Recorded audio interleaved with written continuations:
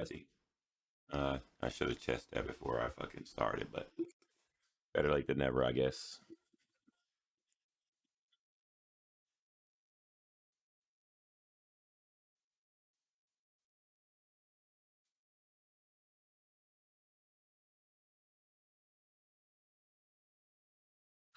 Okay. Okay. Ooh. See if I remember how to do this. Check, check, check, check.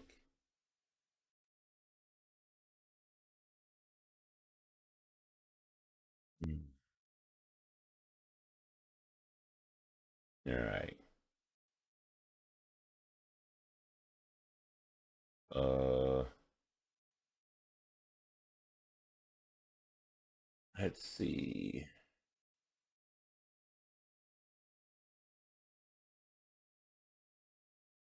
I am working on my book today, as usual.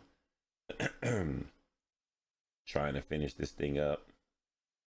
On a lighter note, it's almost there.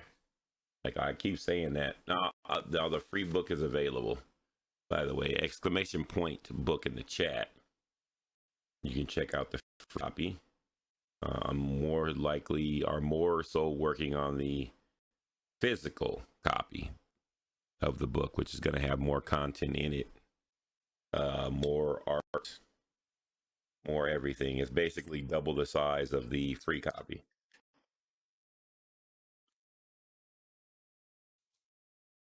A lot of what I'm doing is finishing off a lot of the requests that I got in my Discord for art from my chat. So I just literally been drawing stuff to try to finish off the things that I've been asked to draw. Um, a lot of it was weird. A lot of it is lewd. I saved all the lewd stuff till last because I didn't really want to draw any lewd stuff. But now it's to the point where it's like, okay, I am definitely going to be drawing everything that's been requested. So I might as well knock some of these out and then just take the ones I like and put them in the book. So that's pretty much where we are right now.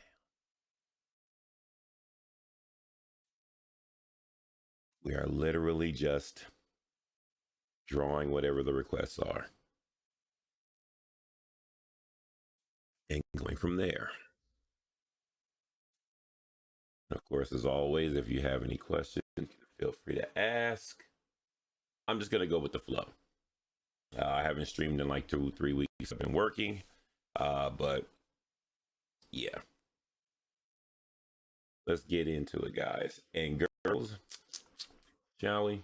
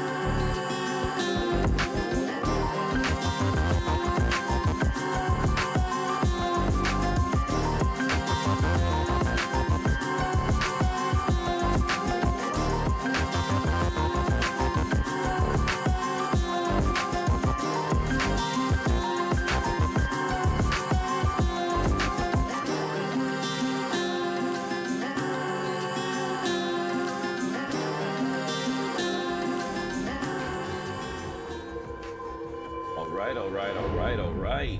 We are back at it again, ladies and gentlemen. Welcome, welcome. I know it's kind of early in the morning, but I have been on a weird schedule since I've been working so many hours, and I just been trying to I've been trying to get streams in. I would have streamed last weekend, but I was fucking exhausted, and these motherfuckers asked me to come in on my days off to cover people. This is why I don't like day jobs, but I will digress. It is absolutely, positively, 100% my fault because I don't have to work this job. I choose to work this job so I can buy a lot of dumb shit. Generally, what I'm doing right now is saving all of my money and buying a lot of dumb stuff. Well, it's not really dumb. It's just stuff that I want for the stream that I don't necessarily need. I just want it. Plus, I am taking this opportunity since I can just go in and mindlessly work to pay for all the things that I want to do, like make toys, stuff like that. Like all those things that I've been wanting to do that I haven't been able to do. This is generally my funding. I need a new printer, a high quality printer so I can start making high quality prints, stuff like that. There's a whole bunch of stuff I want to do. But today I'm going to be finishing up or working toward finishing up something I should have been finishing a long time ago. I just haven't, which is the book. The digital copy, the free version of the digital copy is ready. Exclamation point book in the chat if you want to check it out. So that's up. This is what I'm working on, the physical copy. And yeah, so that's pretty much what I'm gonna be working on today, is a physical copy. I need to finish a couple more pages in the book, and it's basically just requests for art. People have been asking for a lot of weird shit. I've been trying to dodge it for the longest possible time, but now we're at the point where all the weird shit is just, kind of like that.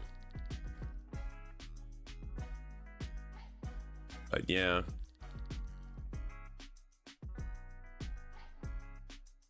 Oy, oy, oy.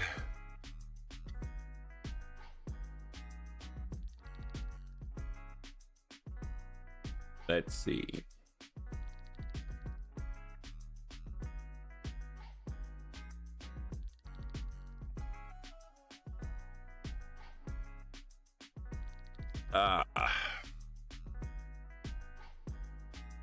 Might as well just kind of jump right into it.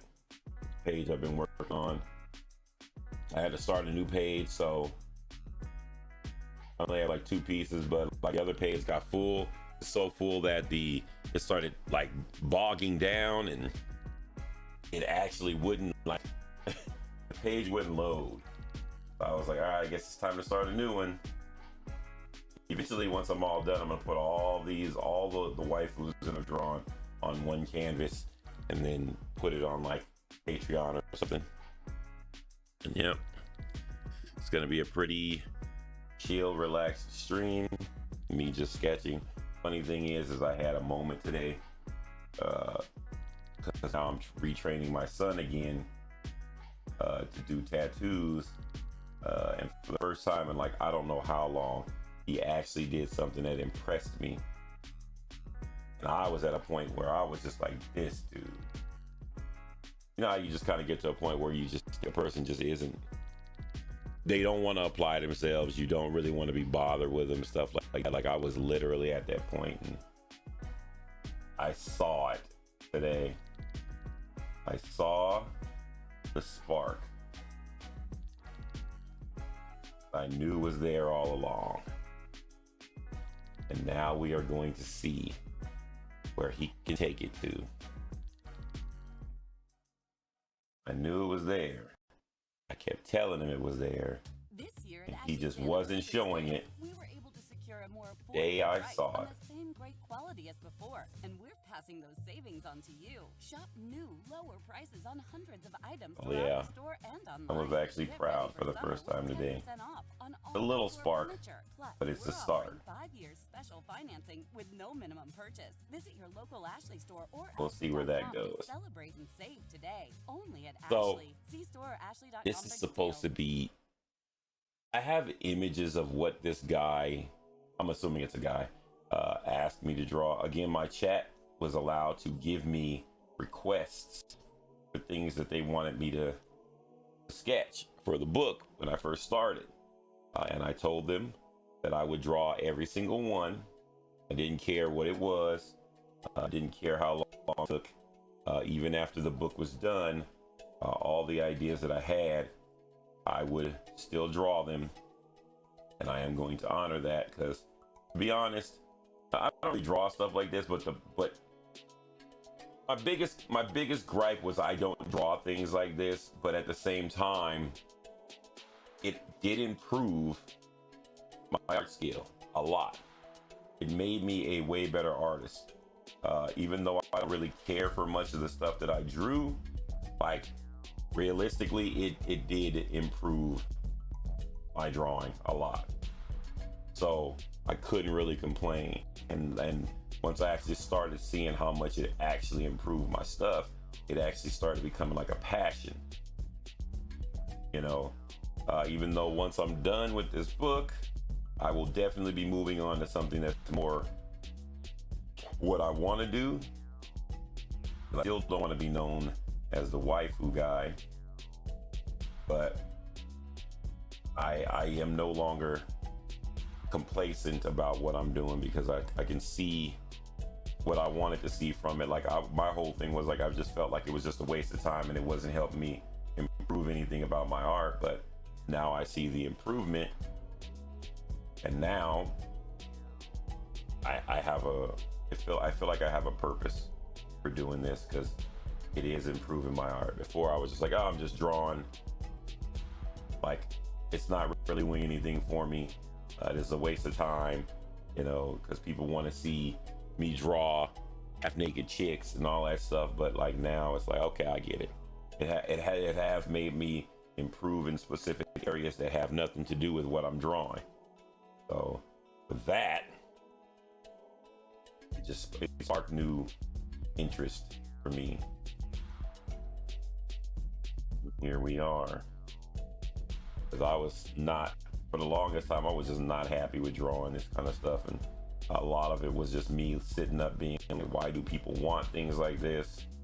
I never really understood it. You know, there's so many things that I could be doing, but people want to see me draw stuff like this. You know, it's one of them things that artists go through that it's more internal than external. It's just a lot of shit that they want people to want them for, but they don't. So it's like you start getting kind of like down, and you get in that point where you start wondering why you got into this, and you know everybody gets to that point. And they have that in their mind, like, is this really what I want to do for the rest of my life? You know, or like, is this what I want my legacy to be a part of? And I had got like that for a while, but then one day I actually drew something else that wasn't like waifu related, and I saw the improvement in my art, and I was like, oh shit. Like again, this is stuff that should be known. Okay, I'm gonna say that off the bat. This is things that should have been known by me for as long as I've been drawing, but I was so blinded by like the fact that I was drawing like medium that I didn't like, that I couldn't see past the, oh, I don't like this, you know. And as an artist, we already know that once you get professional, or once you get to a point where you can be considered professional and you're making money or whatever, you typically draw things that aren't basically what you want to draw. You start drawing things for other people, which literally is like what they want. But it doesn't mean that you have to draw. You don't have to hate what you draw. And I was doing that to myself. I was literally doing that shit to myself. Well, here we are now. I have completely become content with everything pertaining to art. Because I understand, I woke myself back up. I'm even content with the fact that a lot of time I'm streaming into the abyss, but I realize that years from now, when people view these videos and stuff like that, it will have a lot of content in it that a lot of people that need to hear certain things will hear. Because the art section on any social media platform is always dead compared to like gaming or IRL. It's like people are just more into watching other people live their lives. Like, only people that are really interested in art are artists, which is fine. Because why not be around people that know what you want and understand you? So again, what I'm working on now is literally just images and ideas that people from my community asked me to draw, and I told them that I would draw their requests and stuff like that. And I'm just playing catch up right now on stuff that my chat asked me to draw a long time ago that I've been putting off. Things like that. Feel free to ask any questions.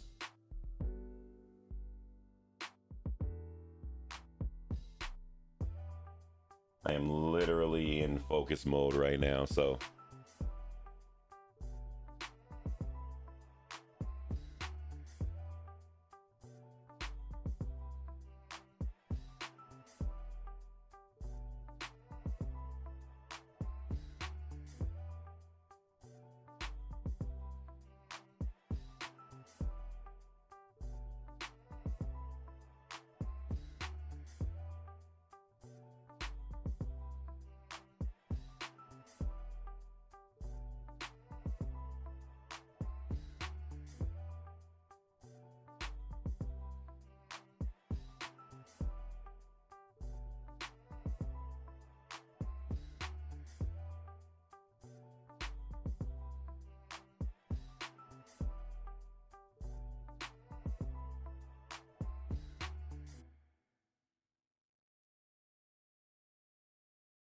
The double steak grilled cheese burrito is back at Taco Bell. And in case you didn't know, it's stacked. Yeah, packed inside it is a double serving of premium grilled marinated steak and a melty 3-cheese layer. Then on top of that, it has a layer I'm of also grilled trying buffalo to cheese on the outside. force myself to like. Outside. I've been getting into the habit. I've been falling into this habit of adding detail before I finish the concept, and I'm like trying to force myself to not do that.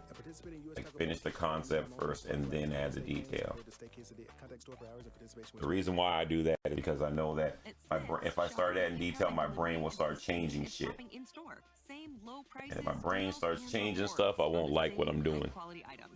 I need to get the idea on paper first. Big win for busy families everywhere. Start your cart today at smithsfoodanddrug.com. Smiths, fresh for everyone. Restrictions apply. See site for details. And right now, stock up on your favorites during the 10 for 10 sale. Mix and match participating items and get 10 for just $10 with your card. Smiths, fresh for everyone.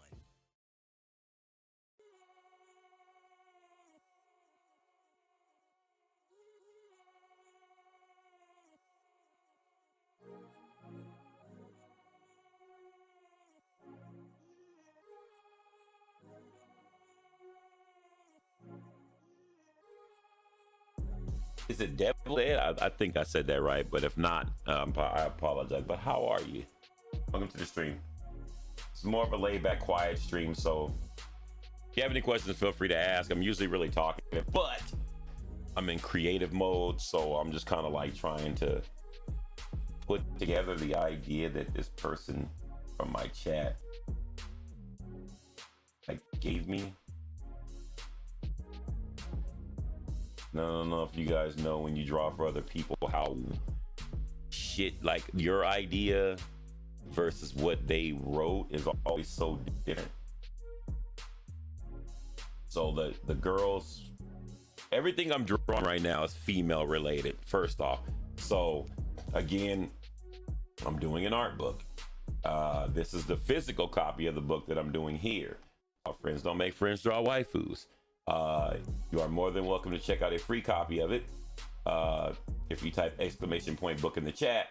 What I'm working on is the physical copy. The physical copy is basically going to contain twice as much content. So the art that I'm drawing right now is literally for the gallery version of the book. All this stuff that you see here is in the free version, !book in the chat. You can feel free to check it out. The book is not a how-to book. It is more so just me explaining the stuff that goes through my brain when I draw women, because that was the whole entire intent of the book. It was just to explain to people what I think about when I draw women.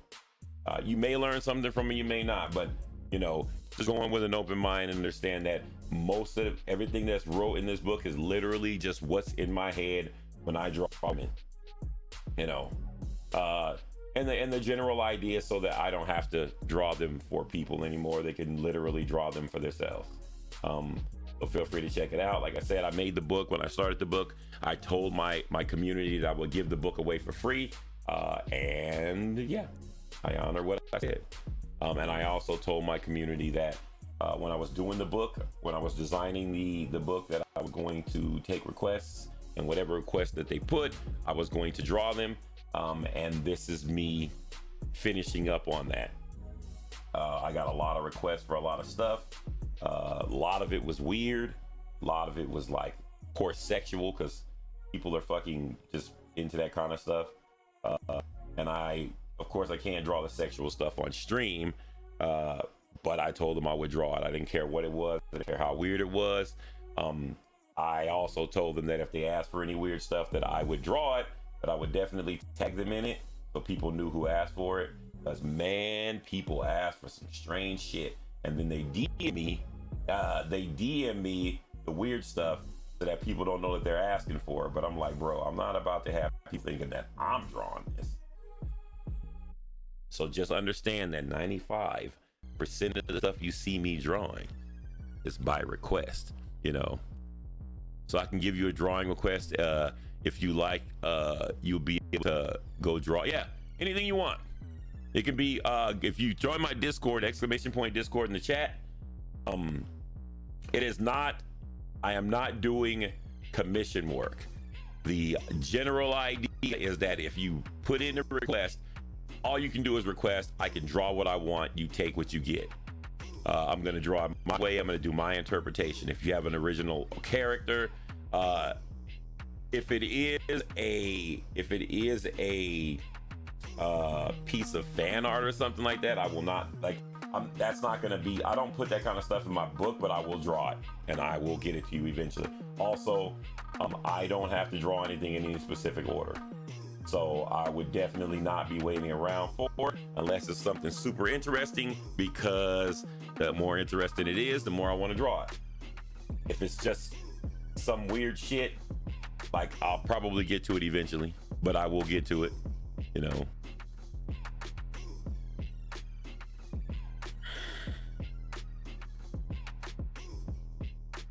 If it's not like a woman or something like that, I'll probably get to it way later, because I'm not going to be drawing other stuff. More of the stuff that I'm drawing right now is pertaining to the book, or pertaining to the subject matter that I'm on right now. But yeah, you can literally request whatever you want. Join the Discord. There's a room in the Discord called Sketch Requests. Just put your idea in the sketch requests, and I will view it. If it's something that's worth drawing right now, like it's a super good idea, I get right on it because it's super good, and I don't really get those that often, Oh, well, thanks, Anthony. I appreciate you. I appreciate that. To be honest, I'm very critical of myself when it comes to the book, because I don't know what the fuck. It was a joke book. It was meant to be a joke, and it turned into something actually serious. But I'm always like, man, now that I'm looking at it like it's something more than serious, I'm kind of like, man, oh, and thanks for the resub. I appreciate that. 8 months. Welcome back. Yeah, I'm kind of hard on myself about it, because I wanted it to be a joke so that or I wanted it to be not serious so that I could not stress about that kind of shit, right? And just get the book done. And then as it started progressing, I realized that, damn, this could actually be something legit, you know. Not that I really was aiming for that, but it made me happy when I started feeling like, man, like I actually could do something cool with this, you know. Because at first I was just gonna draw and then just kind of slowly not talk about it anymore, and then just go back to doing normal stuff. But people would not let me forget. The chat would not let me forget. They kept asking me about it, and I'm like, God damn it, I'm gonna have to finish this thing. But then I finished the free version, and then after I finished the free version, I told people that I could make a physical copy, but it costs money to make a physical copy, and I wasn't going to be shelling out all that money to make a physical copy if nobody actually wanted it. You know what I mean? No, like most people, if you give them a free copy of something, why would they go and buy a physical copy? But apparently my chat is not like that. My community wants the physical copy. So of course, if I'm gonna make a physical copy, my mentality is like, why not do it better than you did before? You know, add more stuff to it, stuff like that, you know.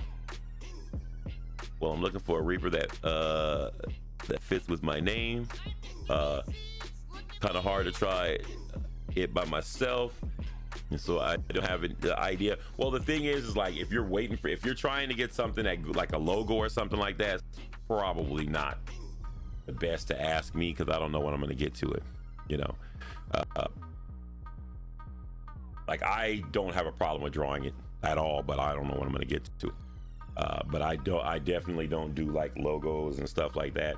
I'm literally just gonna draw, like I'll view the idea and I'll literally draw what I want, and then you can just kind of figure out if it's something that goes with what you need. That's generally the concept of that whole thing, so that I don't get stressed out. If as an artist, I chose not to do concept design and stuff like that because I didn't want to draw for other people. I didn't mind drawing art for other people. I just wanted to draw what I wanted, which is why I love tattooing, because I don't have to do that, you know. But yeah, but whatever you want, I'll view it. If it's a cool ass idea, I literally will drop everything and draw it right away. If it's just meh, I'll get to it when I get to it. Trust me. I have a lot of mediocre ideas, so if you hit me with something that's actually really cool, yeah. Actually, make sure you join the Discord too, because I will tag you in Discord when the design is done, so that you know, hey, this is what I did, this is for you, blah blah blah blah, you know, so on and so forth. Don't think that I won't get to it because it's not a woman, because I am so burnt out on drawing women. Like, I am dying to draw something that's not female related. You have no idea. I am so over drawing waifus, but it has made me a better artist. Once this is done, I am definitely washing my hands with drawing stuff like this. But I don't want people to think that it was not a fun journey. It is just not what I want to be known for. If you look at the side of the screen, all the stuff that you see scrolling are just kind of concept ideas that I'm working on right now, or things that I'm working on in the channel. The adorable nightmares and stuff like that, which is what's on the side of the screen right now, is a 3D modeling like toy thingy I want to do. That's like my big like interest thing right now, is I want to do that. I want to create my own statues. I don't care if it makes money or whatever. It's just one of those bucket list type things, like making a book. I never thought about making a book until I made a book. I was never thinking about ever being the person that made a book until I made one. And I literally only made one because I wasn't trying to make one, and I accidentally made one. Like, I am not even shitting you. Like, I literally can't explain any other way. It was just not me. It was not intended for me to make a book.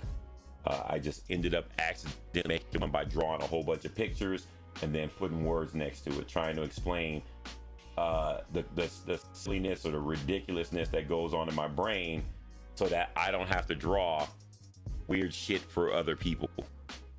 And it just turned out the way that it turned out, which is rather like way more impressive than I actually thought, because I did not expect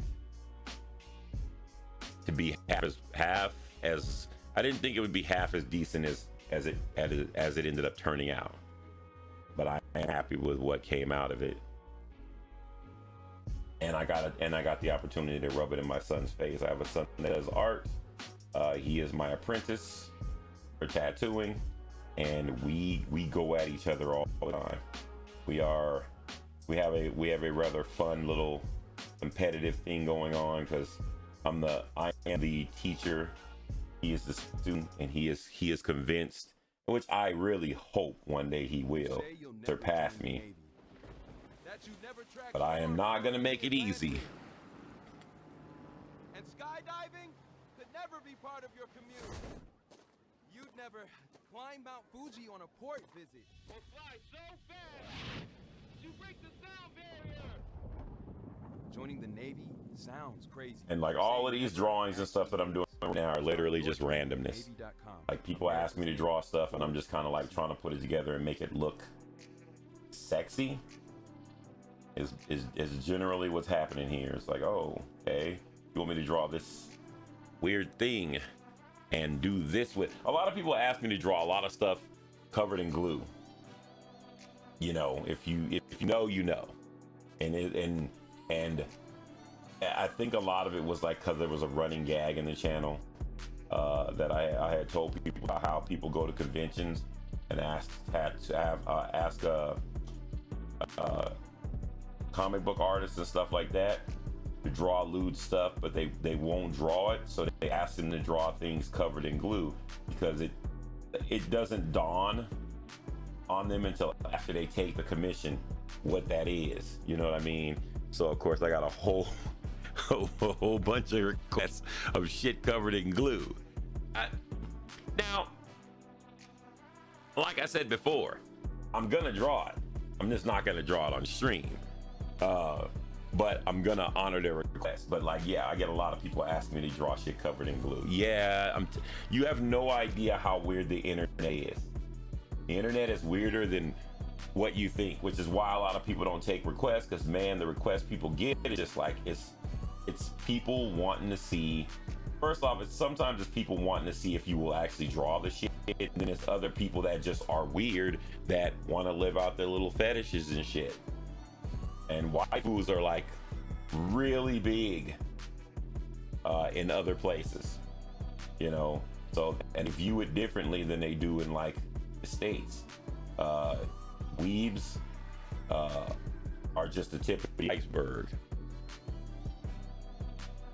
Is digital art easier than paper or pen? They're pretty much similar. There are certain benefits to doing digital. Since I started out with traditional, the biggest benefit that I can tell you I got from going to digital is you don't have to buy equipment anymore. But the downfall of that is you have to learn the program. And after you've already learned how to do paper, to have to learn something all new again is rather frustrating, but it is 110% worth it. I don't think either one is easier, because you still have to know how to draw. And a lot of people think that if you do digital, it substitutes learning how to draw. Yeah, if that's what you're trying to avoid, which I don't think it is.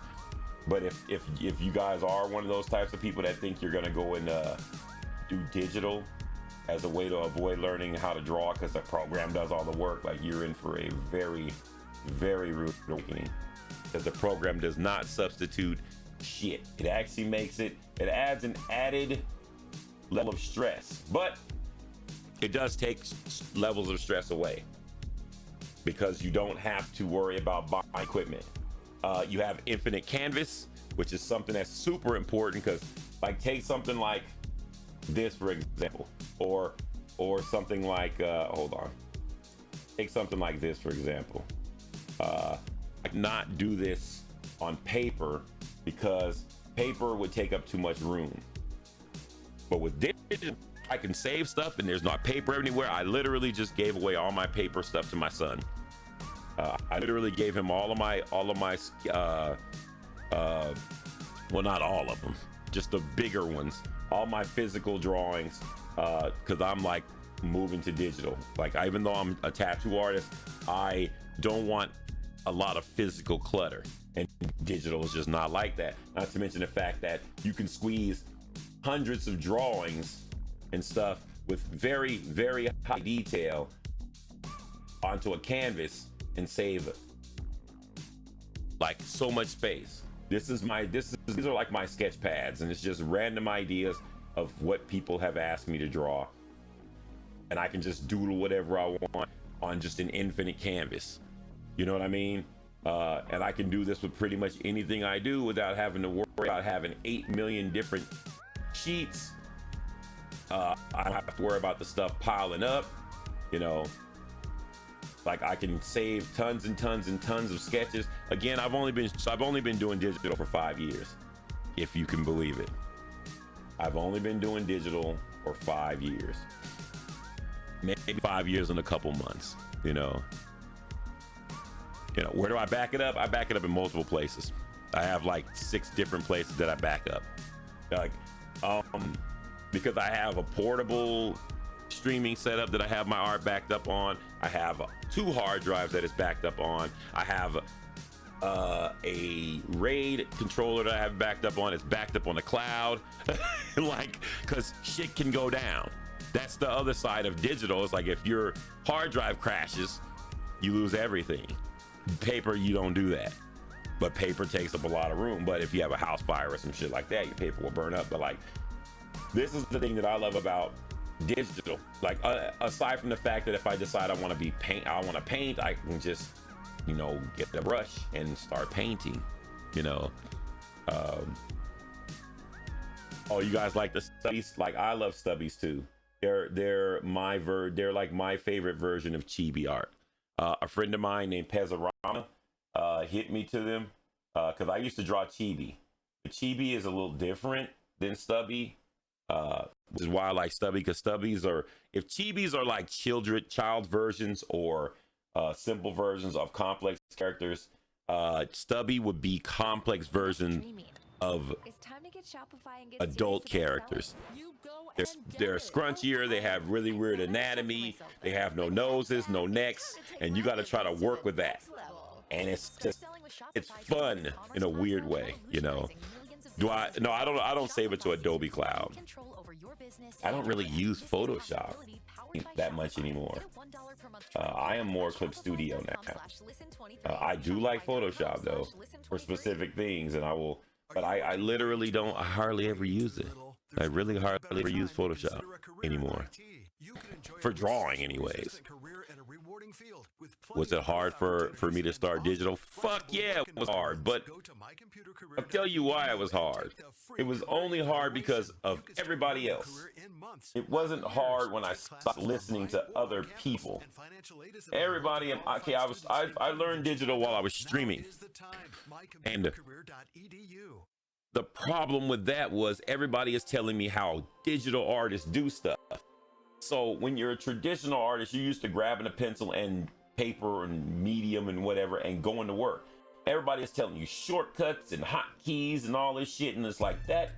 When you go from traditional to digital, the best advice I give you is try to make it feel as traditional as possible. Find your brush and go from there and build slowly. You need a brush that works like whatever medium you use. So I used to use a Graph Gear 1000, which was my pencil, !pencil in chat. Only pencil I've ever used. And I used colored lead. The lead wrote a certain way. It looked a certain way. It looked exactly like what is on the screen right now. It was kind of blurry, but you could bow down on it and it would make detail. And I love that look.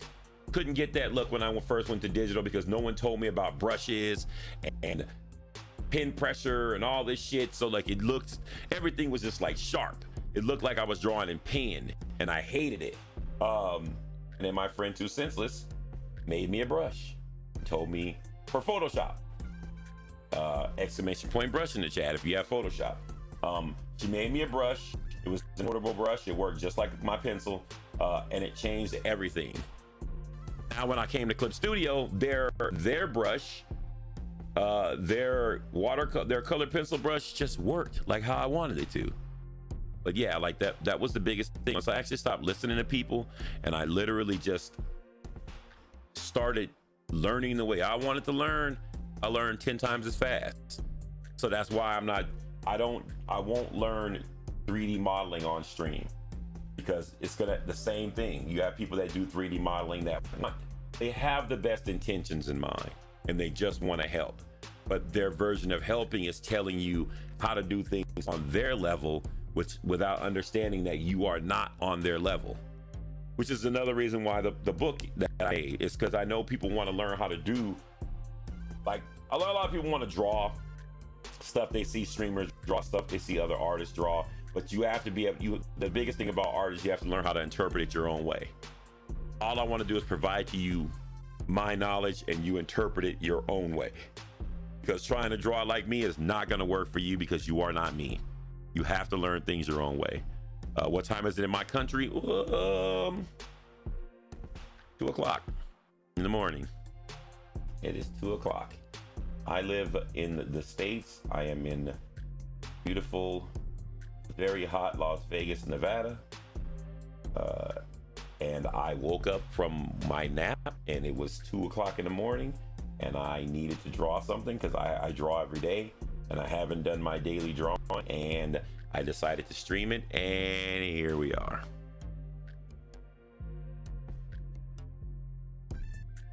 I need to like knock these ideas out so I can finish putting them in the gallery version of the book. The gallery version, which I can't really show you guys because I don't want people to see all of it, is like, it's basically from here down is nothing but just art. Everything from here up is stuff that you can see for free. If you go to exclamation point book, and then you can download the book for free. But everything else is going to be exclusive to physical copy of the book. Why? Because if I'm going to make a physical copy, I expect people to buy it. They should be getting more than just what I gave to them for free. I have been on this like pet peeve type rant about the art books that I've gotten lately, because what does my art mean to me? Nothing really, just fun. Honestly, everything means something different. Like this right here doesn't mean shit to me because it's somebody else's idea. It's just me drawing women that look like whatever creature or whatever idea they have in their head. I don't, as far as like art meaning stuff, here's how you should view that. When it has meaning, it has meaning. When it doesn't, stop trying to give it meaning. My tattoos have more meaning than my regular art. Like this kind of stuff right here doesn't have any meaning because it's just me drawing. It's human anatomy that I'm drawing. But when I do stuff like this means more to me than something like this, you know, simply because this is helping me to learn how to draw tattoo stuff, you know. Or if I draw a tattoo, for example,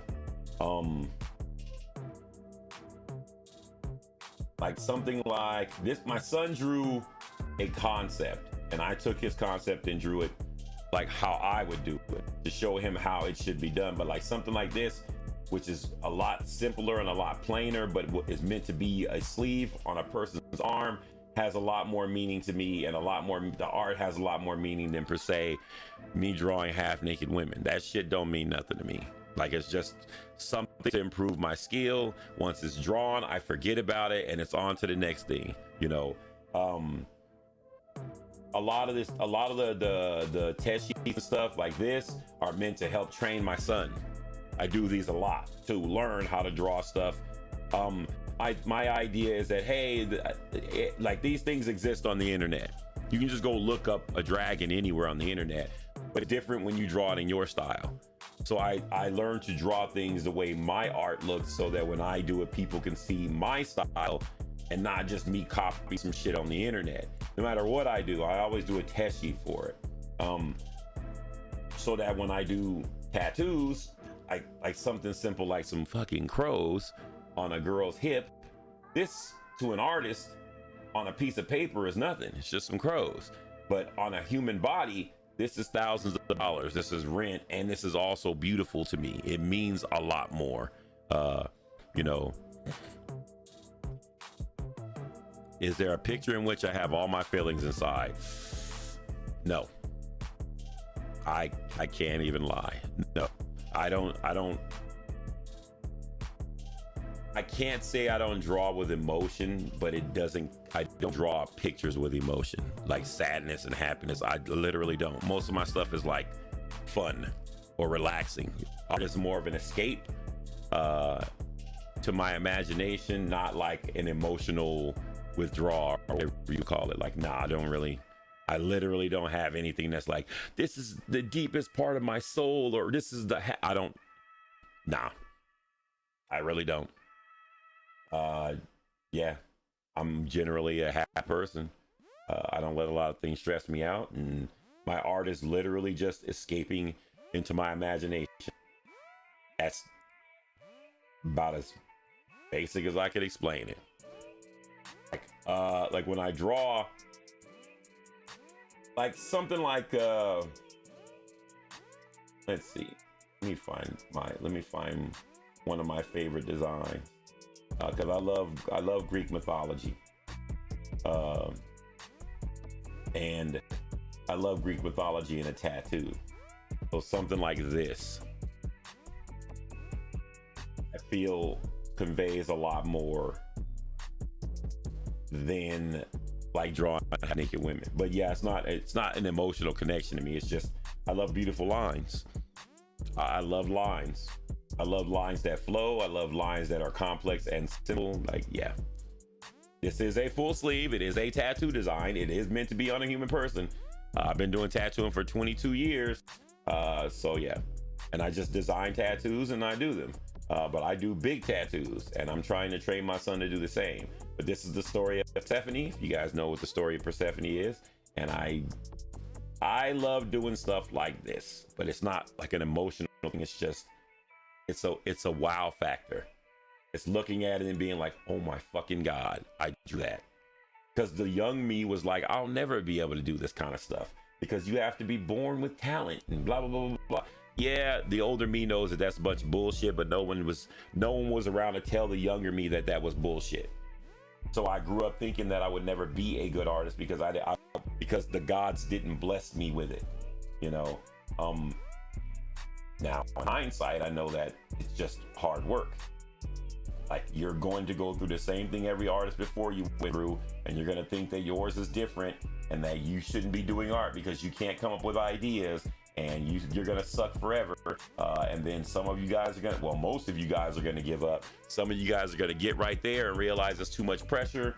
Like, a lot of people fall off before they reach the top, you know. And I'm here to tell you that when you get to the end, it doesn't get any easier. But looking back on the journey will make you so much more happy, and will make you hungry to continue the journey. You don't ever, ever, ever want to finish the journey. You just want to keep going. You want to see where you're going to go, which is why I didn't turn my head up when it came to like drawing this kind of stuff. Because I'm not really for the whole, hey, let's draw naked women. And I used to talk so much shit about the people on Twitch that did it and stuff like that, because I knew it was like a lot of people would just draw it to get attention or whatever. But like at the same time, it's like, isn't that what we all do? Isn't that what we all do when we do art? We're trying to get attention. A lot of people will say they draw for themselves, but if you were the only person on earth, would you really be drawing? You know, like you also draw to get better, to show off. If you're getting better and no one sees it, like, why are you doing it? You know, and then I realized that if you're an artist, you need to be able to draw everything, and it's not about drawing what you like. It's literally being able to convey your ideas in a way that other people like. You know what I mean? You don't have to draw what they want. You can draw what you want, but you have to draw it in a way to make them like it. That's the goal. You know, I can draw whatever I want, but I want other people to like it. So I have to make it appeal to other people, you know? And sometimes it's annoying because of what people like, but then when you think about the fact that I don't have to draw it the way they want, I draw it how I want. It's just their idea or their whatever they want to see. That's the professional side of art. Someone will ask you to draw something, but you can draw it your way. It's being drawn for them. Now, I know the goal is to just get up and get on your sketch pad or whatever and draw whatever you want and get paid thousands of dollars for it. But that's the end goal. That's not the beginning. You're going to be drawing for years. And when I say years, I don't mean like tens of years, whatever. It could literally be like 2-3 years. It's however long it takes you to apply yourself and get comfortable with what you're doing. Comfort is being able to draw anything and know that it's going to turn out a certain way because you already have your knowledge and your process and all that stuff. Like how I'm like throwing these lines together and stuff like this. A lot of people that don't understand will be like, well, he has a reference. I don't. The only thing I have is the idea. And then an image forms in my head, and I've taught myself over years to sketch out that image really quick and then build on it. After I get the basic sketch down, all it is me chipping away at it and then like remembering what I like about certain things and then adding it to a concept until it's complete. It's not, you know what I mean? If I need to reference something, I will reference it. You know, I don't listen to what other artists say anymore. I don't, because I'm my own artist now. Before I used to let people tell you that you shouldn't use reference and all that stuff and basically hinder my progression. And for anybody that's coming up that I see, I always tell them like, look, man, Burger King doesn't ask McDonald's how to make Whoppers. You got to find your own way. When you get to the end of the road, what's going to be there is what you learned yourself. All the stuff that you are taking in from other people is so that you can pick and choose what you want to add to what's going to be your unique style, what people are going to know you for. It's going to be your body of work. So anything that you don't like and that you reject is because it doesn't work with what you're doing. Don't force yourself to take in something because somebody's famous or because somebody is well known or because they're making hundreds of dollars. They're making that because they did not listen to other people.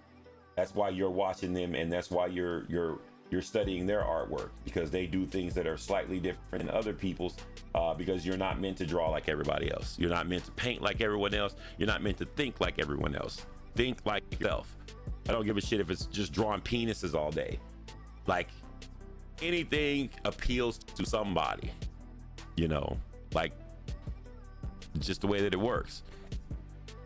If you think you reach the end of your experience, then you reach just the beginning. Yeah, that's the thing. Is like if you get to the point where you think you've reached your end, like you've given up. There's always something better. There's always something new. Just you gotta not put yourself in a situation where you're like, well, I'm done. Never be done. Challenge yourself anymore. Do you think that other artists can have a bad influence if you want to learn it yourself? Other artists are definitely a bad influence on learning your own style, but they're also a good influence. I'm going to tell you the importance to me of other artists. Other artists are there to stimulate and show the brain what it likes and what it does not like. It already knows, but when it sees it, it's like, ooh, that looks fucking cool, but I don't ever want to draw that. Or I'll be like, oh, I could draw that better. Like your brain does things when it sees things it likes and it does not like. It may not even pertain to art, like just anything. It's like the way someone runs. It's like, man, that person runs weird. That's because your brain is like, I run different. I run better. Your brain feels like it does things that you like. in the way that, you know, that's how it is. Like, same thing with art. Someone will draw something and you'll be like, that is super cool, but I would change this. That's your brain telling you that everything about this thing that you're looking at is cool and it's interesting and the idea is something that you like, but there's specific things you don't like because you draw them differently. It doesn't mean that that person is doing it wrong. It's just not to your taste. But a lot of people don't understand that. A lot of people think that, hey, you're supposed to draw like this because this person that's a famous artist made a book and said you should draw like this. Like, you're not puppets. You're not clones. You're not meant to draw like everybody else. You're meant to like what you like, do what you do, which is why I tell people, like, the book is not meant to teach you anything. The book is literally there to show you how I think. And what I think is just like what I think. It's with a grain of salt. It's not there to make someone change the way that they think. It is to let them know, hey, this is how I think. Now take what you like from it and apply it to what you do and grow from it. You know. Dear love of my life. Yeah. We were on the 12B bus when I caught a whiff. You know, like, people telling you how to do stuff is just there. If someone is telling you how to do stuff in absolution, it's more of an ego thing. No real trained professional artist will ever tell you in absolution you should be doing this. Anatomy is anatomy. But if you draw anatomy fucked up, one, it's because you want it to be fucked up, or you haven't actually tried to learn to draw it the right way. But like, what I always tell people is before you go and you ridicule somebody, before you go and you jump down somebody's throat because of the way that they draw, make sure that they are actually drawing it that way. Make sure that they're not drawing it that way on purpose. Because just because it doesn't look like how you would like it doesn't mean that that's not the way it should be.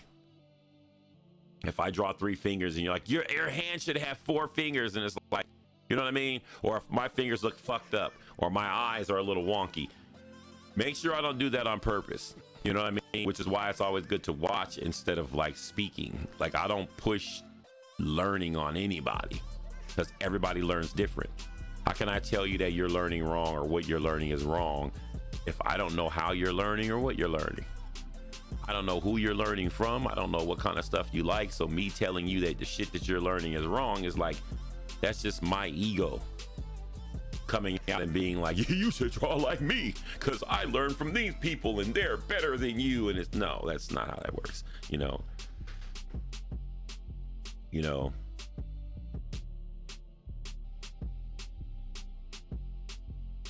Yeah, art is literally it's in the eye of the beholder, and if you're the beholder, you see however you want. But that's the thing, is like,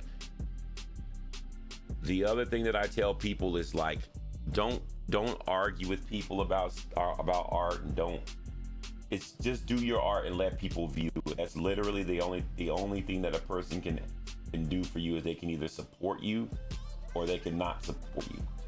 You don't need to explain yourself. You don't need to argue the concept.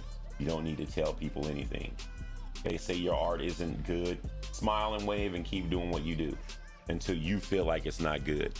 Don't let another person take you out of your element, because this person might like realism. Like in tattooing, this is big. People that don't do tattoos will come to you and they will say, do you do realism? And it's like, no, I don't really like doing realism. And they're like, well, then you're not a good tattoo artist, because good tattoo artists do realism. And I used to think that too, because I'm like, it takes a lot of skill to do realism. It actually doesn't. Not in tattooing. It's not the way people think it is. Photorealism, for the most part, for most people, not the professionals, because there are people that are just really good and they're just fucking amazing, and you can tell those people because they're trendsetters. But most other people are just doing paint by numbers. They're tracing a portrait and then they're just shading it using a series of shapes to map out the shading, and they're learning how to smooth it together. That's it. But if you don't know a magic trick, it looks like magic until you know the magic behind the trick, and you're like, that shit is just stupid. But that's art. Until you know the magic behind the trick, it will always seem like magic. And that right now, you might be looking at my art and think, oh my God, this guy is amazing in me. Or you might be looking at it like this shit is trash. It just depends on what you like, where you want to go with your art or whatever, you know. Some people are just beginning and they're like, holy shit, this guy has it and I want what he has. And other people will be more advanced and be like, yeah, he's cool, but it's not really my style. And, you know, like some people will be like I used to be, where I'm like, I don't want to draw half naked women. You know, I can draw that. I want to do something that's a little bit more creative. And like, what's not creative about drawing half naked people? It's the same thing with drawing monsters and robots. You know what I mean? I love drawing monsters and robots. I should love drawing anything with the same passion. I can't just pick and choose. I need to be able to draw everything with the same passion. And that's the maturity level we get to, where it's like, hold on. How am I going to sit up here and talk shit about people that draw half naked women when I draw weird monsters and robots? It's somebody else. That shit's weird. You know, you mature a lot. You stop becoming judgy. And when you stop becoming judgy, you expand your horizon and you open your mind to seeing things you never saw before, and you start doing things that you never did before. I would never be as good as I am at art if I didn't start drawing the thing that I hated the most, which was half naked women. I made a book. I literally was like, oh, this is stupid, drawing women to have like anime chicks and my first book ever is of how to draw waifus. I learned about waifus while I was making a book that I didn't want to make, which goes to show you, like you deny yourself the opportunity to learn something, you deny yourself the opportunity to learn. You know.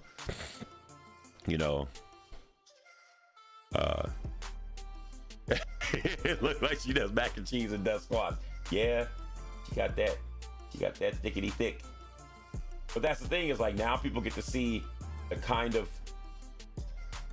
When I first started drawing this book, I didn't draw not one single half naked chick. Everything was like, well, I mean, it was basically like, I don't know, fucking superheroes and shit like that. I've drawn over 700, 800 waifus now, none of which will ever be any of my favorite art or anything like that, but I know how to draw women now, and I knew how to draw women before. I know how to draw women better. In turn, it taught me how to draw things like clothing folds. It taught me how to draw things like physics, breast physics, wrinkles. It taught me how to draw robot parts, because I'm not really thinking about, what I didn't really think about was like, holy shit, yeah, I'm drawing half naked women or women that have curves, but I'm putting things over like robot parts. I'm learning how to draw weapons and stuff so I could draw a Viking chick with her cheeks hanging out. But you're not thinking about the other stuff, the way the cape is flowing and all that. All you're thinking about is, I need to make this girl look sexy. And if I make this clothing fit a certain way and then move a certain way, the art will appeal to more people. People, like, to me, I was thinking about that when I should have been thinking about the overall. And that was how I woke up and was like, wait a minute. I should be putting as much detail in these buckles as I am in the crease in her ass cheeks. You know what I mean? In the physics of her breasts. And it took me to create something that I hate to actually realize like that, or to realize that you can make something look sexy by throwing it in people's face, or you can make it look sexy by just a pose. You don't have to have big breasts and the crotch hanging out. Someone that likes cyberpunk or steampunk or dystopic stuff would think that this girl was a waifu simply because she's dressed the way that she is, like dystopic, but she's posed in a specific way. You don't have to have shit hanging out and stuff like that. And then I started realizing, like, hey, like, this is someone's waifu because they like fucking badass, like, you know, samurai chicks and stuff like that. Like, it opened my mind to a different way of drawing everything, instead of just, you know, mindlessly. I used to just draw nothing but skin, you know. I used to just draw skin tight shit, you know, like you can draw a mermaid with a belly and people don't even notice the belly because they're looking at the mermaid's face.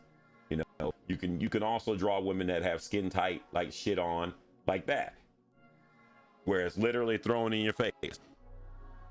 You just have to understand that just because you don't like it doesn't mean it can't teach you something. And that's kind of where I was at, where I'm like, it's not about what they're wearing and what you're showing, it's how they're posed and what, you know, how you present it to people. The more detail and the more serious you take it, the better it will look, no matter what you're drawing. Which is why I could draw something like this and then it'll still look sexy. Even though I'm not like, even though I could literally just put a giant bulge here of a crotch and make just in your face, but I don't have to do that. You know, just the way that she's standing gives off the appeal that I want. You know, like, and you move, you know, yeah, it's just attention to detail. That's all it is. It's showing people that you actually give a shit about what you're drawing, even though you're drawing sexy women or women that appear to be sexy. You can have a woman look sexy without even trying to make them look sexy, because sex appeal is something different. It's the same thing with guys. You can make a dude with a beer belly look sexy to a woman and make a guy with a six-pack look sexy. It's all in the eye of the beholder and how you present it. You know, show us your most detailed art ever. I don't have a most detailed art ever. I think this is the thing, is the most detailed art I've ever done hasn't been drawn yet. Like, I don't really have a piece that's just like super duper ultra detailed. I don't have that because I don't really look at it like that. I just have a bunch of art that I've done and I don't really remember. Like I said, once I draw it, I don't think about it anymore. I just draw. I don't think about, oh guys, look at this. This is the best piece of art I've ever done. I don't have that. Or, oh, that was so emotional. I don't have none of that. I just draw. Like what I like to express to people is that I draw and that you can do this too, and nothing that I'm doing is magical. I don't have a portfolio full of the best of my work. My body of work is the best of my work. I don't have this is what I like the most and this is the best butt cheeks I've ever drawn. Like, I don't have that kind of stuff, because it's literally not about me. It's about you and what I can get you to do. You know, like, I'm not trying to be that guy. Like, oh yeah, I'm so like awoke and awakened. No, I just really don't have that kind of stuff, because I don't really care about half the stuff that I draw. I just care about drawing, period. I don't like the stuff that I want to draw. People wouldn't understand, which is why I don't really draw and I don't show it to people. It's just weird.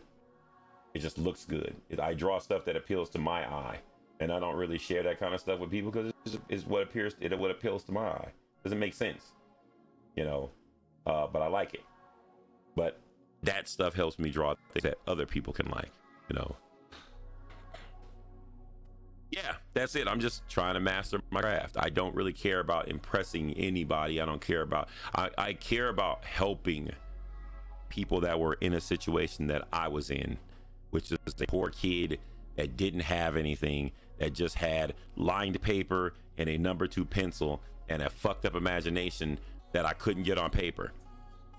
And when I was little, all I wanted to do was just to draw better than my brothers, which by the way, they don't draw now. They just drew when they were younger, but they were delinquent drawing, meaning they were drawing on the back of their homework instead of doing their homework. But they drew lower out of cars, and I wanted to do what they did, but they didn't mess with me because I was the weird younger brother.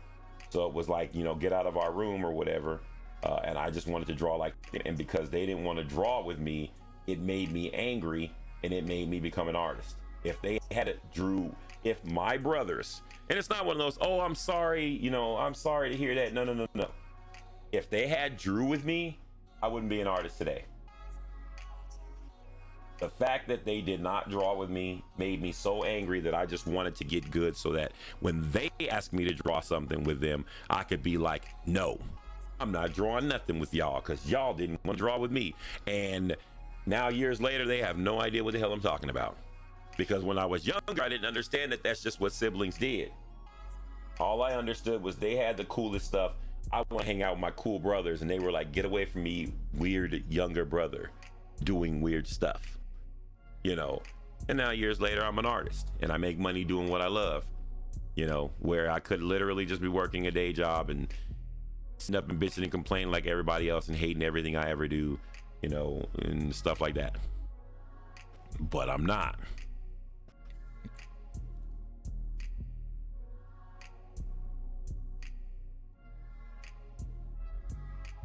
Yeah, it's nothing wrong with that. Like that's a part of the journey. Getting a tattoo, pain is a part of the journey. And a lot of people think that's weird, but no, it's not. It's literally like put numbing cream on. It's like you can't. When I tattoo, I'm like, you can't use numbing cream. Not because I want to torture you. It's because, well, first off, it messes with the tattoo. But it's not. It's a part. It's a part of the journey. You know, that way when you see other people's tattoos, you'll be like, Jesus, you sat through that? Holy crap. You know, it's just a part of it. Like, tattoos hurt. You can't make it not hurt, even though people keep trying. Plus you're you know, a lot of people don't understand that you're administering anesthetic. And then the numbing cream wears off and they want to put more, and it's like, you cannot keep putting that on your body. It is anesthetic. You can overdose. You know, and like people don't understand that. People think that if you can buy it over the counter, you can do it as much as you want, which is why I don't let people use that kind of stuff. Like, when you come to get a tattoo from me, you cannot use numbing cream because it messes with it actually messes with the composition of the skin, which makes it harder for tattoo. Which is going to make it harder for me to put the tattoo into your skin. It's going to cause a whole bunch of other problems you don't want to deal with. Just suck it up. Once it's done, like, you'll appreciate it. Like the same thing I told my son. Like, he wanted to do all that stuff. You know. Thanks for that follow. I appreciate it. You know, like I keep trying to explain to him, like, look, I get that I yell at you a lot when you're doing art. Now, granted, my son is 25 years old. I forget when I say son on the internet, people think little kid. My son's 25 years old. And I yell at him a lot when he does art because, like, I told him before, I'm not going to tell you your art is good if it's not good. If it's trash, I'm going to tell you it's trash. When you were little, I would say it was nice and everything because, you know, dad encouraging his son. You want to make money now. I'm going to tell you how it is. I don't give a shit about what other people think, any of that kind of stuff. I'm going to give it to you. And that means hearing some shit you don't want to hear. So if I tell you the shit's garbage and redraw it, the shit is garbage. Redraw it. But I always also let them know that me saying it's garbage is just what I think about it. It may not actually be garbage. It's just I'm the teacher and I'm teaching you in a way that I think that will be most beneficial to you based on what I know. Once you know everything that you need to know, you can go back and do whatever you want, but you will have a different perspective on how you do it. That's the whole thing when you learn from somebody is you're putting everything in your hand. You're putting everything that you learn in someone else's hands. But it's only so that you can learn it to know what you want and do not want to do. Because once you learn it, you can do what you want to do. You already have the knowledge. Do what you want. But until then, listen to your teacher. You know what I mean? Like you wanted them to teach you for a reason. Listen to what they're trying to teach you and then take what you want from it. But you have to learn the rules before you can break the rules. You can't just come in and be like, I don't like that. Well, you don't have a like or a dislike when you're learning from someone else. You can have that afterwards because you are your own teacher.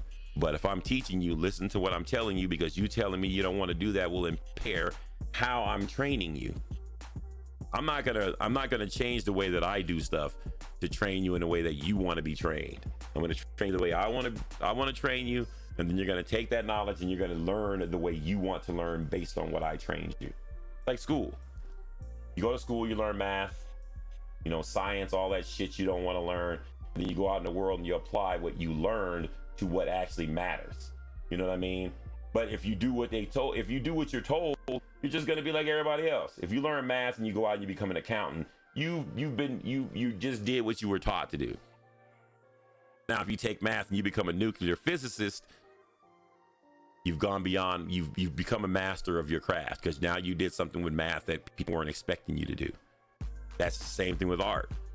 You take everything that you learn and everything that you see to produce something that you want to produce that is not expected.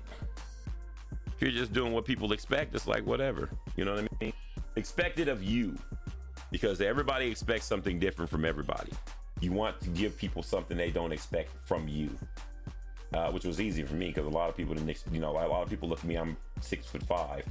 They expect me to play sports, and I didn't like sports, and they expected me to be nothing because I didn't play sports.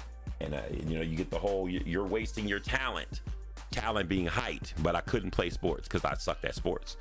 It was like they didn't care that I sucked at sports. All they cared about was like, you were tall and why aren't you playing sports, because tall people play sports. They didn't give a shit that I was bad at sports. They're like, get good. And I'm like, why would I want to get good at something I don't like? You know, I like drawing. You're tall. Like, this is why you don't listen to other people, you know.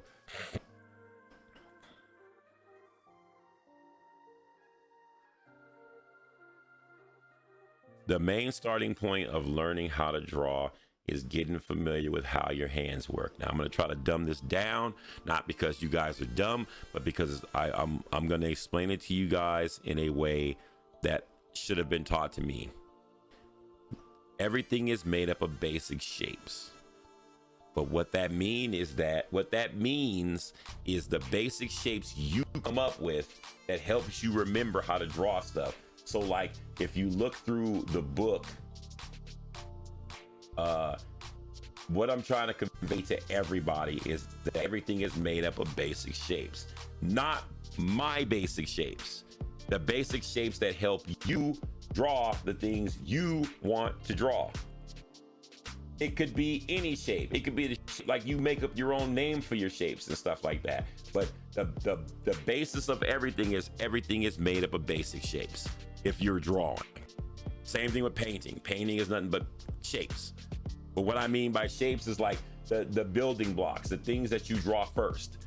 Before you draw any detail, you draw landmarks and things to hold the pose and position. Circles, squares, rectangles, stuff like that. But what I mean by basic shapes aren't the most basic shapes. It's shapes you can remember. Like if you're drawing a snake, for example. If you're drawing a snake, where's that test sheet at? If you're drawing snakes. When I draw snakes, I think macaroni noodles. You know, I think macaroni noodles. So every curve in these snakes' bodies is a macaroni noodle to me. You know how macaroni looks? It's hollow in the center and it curves. Like I learned how to draw snakes from water hoses. I threw a water hose on the ground and I just sketched what I saw. But later on, I realized that the way to get it to look 3D and overlapping and add a lot of detail is macaroni noodles. The shapes that I see again are macaroni noodles. So like this is a macaroni noodle. This is a macaroni noodle. You know what I mean? I'm building now the head is not a macaroni noodle, just the body. The head is a bunch of other different types of shapes that I may not have names, but they may have names. And this is how I learn how to break things down. Everything is a shape. You start with the most basics and you build to something more detail. You know, like everything is simple to complex. Dark to light, loose to tight. You know, or light to, I don't know why they say dark to light, loose to tight. It should be light to dark. But however you draw, whatever works. But like loose to tight means very loose sketches to tight sketches. Loose sketches being like your sketch, the ugly part of your artwork that no one ever wants anybody to see, to the tight part where what you show off to everybody. You know, this is just a sketch. Some people might think this is like finished art. Oh my God, it's so detailed for it to be just a sketch. Well, the detailed stuff looks way more polished and it looks way more finished. And then you add a coat of color to it. You know what I mean? Like when you want to learn how to draw, you have to learn how your brain interprets basic shapes or what that means to you. Because the hardest thing that I had to figure out was what everything is made up of basic shapes means to me. Because people would tell me but I did not understand it. I had a lot of people tell me everything is made up of basic shapes. And every time I heard it, I was like, man, shut the everybody keeps telling me that shit. I don't understand that. I think people are just making that shit up because they don't want to explain stuff to me. But it's like, no, it was my unwillingness to understand what they were saying, because I didn't understand it until I understood. But what they were saying is, it is not the basic shapes. It is not the basic shapes. It is like basic shapes that help you remember how to draw stuff, which i.e. becomes your style.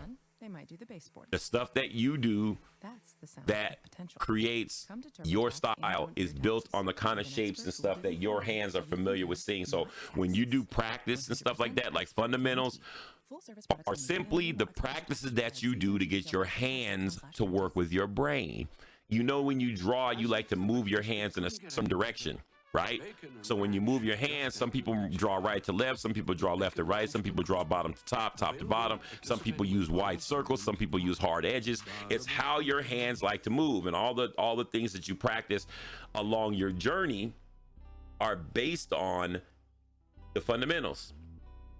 Like, it's basically like your brain is like, I like this type of art. What is the easiest way for me to get my art to look that way? And what is the easiest way for me to perform these maneuvers to build this picture? For those of you guys that were in the build in the beginning, when I was building this piece right here, it was just a series of shapes that I like to use when I draw women. Those move in all different directions. I know how to move things in my mind now. So when I use like my head shapes are all upside down eggs. Everything starts out as an upside down egg. Even if it's a long face, short face, whatever, I use that as the basis to draw where the eyes and the ears and the nose go and all that stuff. And then I stretch it and shorten it however I want. The females, like their bone structure or the way I build their body, I use specific shapes, being whether they're big or small, short or tall, you know what I mean? Like, I have a way of building everything, you know, and it took years for me to develop that. But the way I build stuff is not the way you're gonna build it. You're gonna learn your own way. This is how you learn your style. Your style, you don't find your style. Your style finds you. Based on everything that you go through and everything that you learn and everything that you watch and everybody that you like and everybody you dislike. Everything is made up of basic shapes. This is generally what my head shapes are. It's upside down egg. And this is what I was trying to explain, you know, like, to people. This entire book is to explain one idea. But it took 80 pages to explain one idea because people don't get it. And I understand you don't get it because you're new at art. You're not supposed to get it because it depends on how you learn. Some people will get it right away.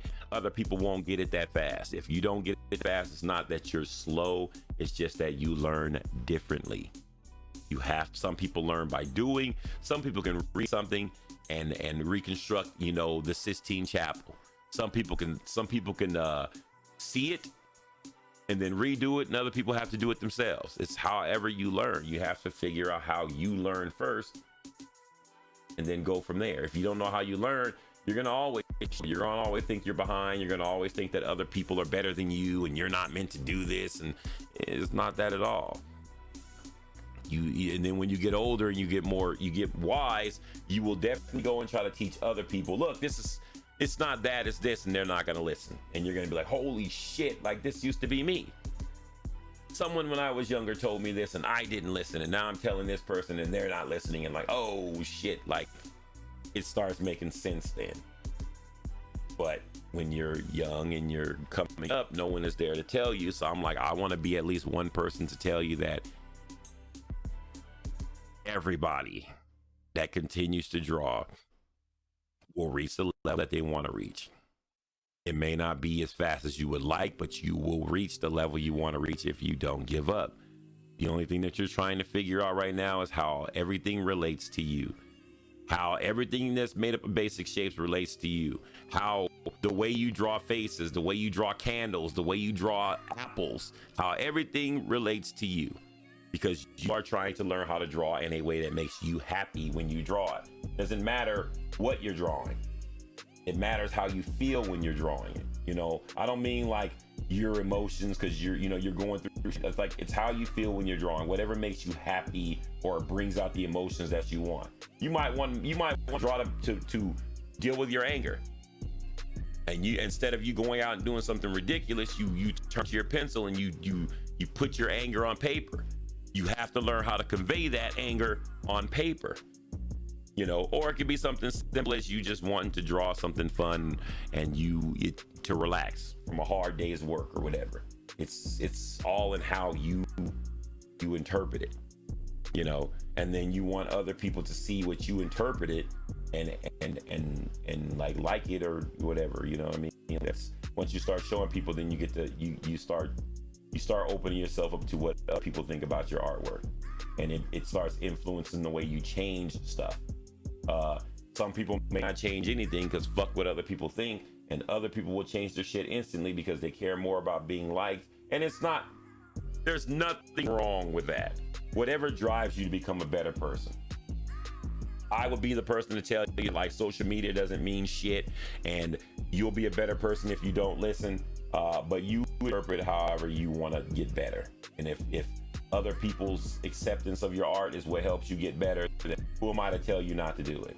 It's a very stressful way to go about it, but hey, maybe people strive and become better from stress. Because I wouldn't be an artist right now if I wasn't angry at my brothers about sibling shit.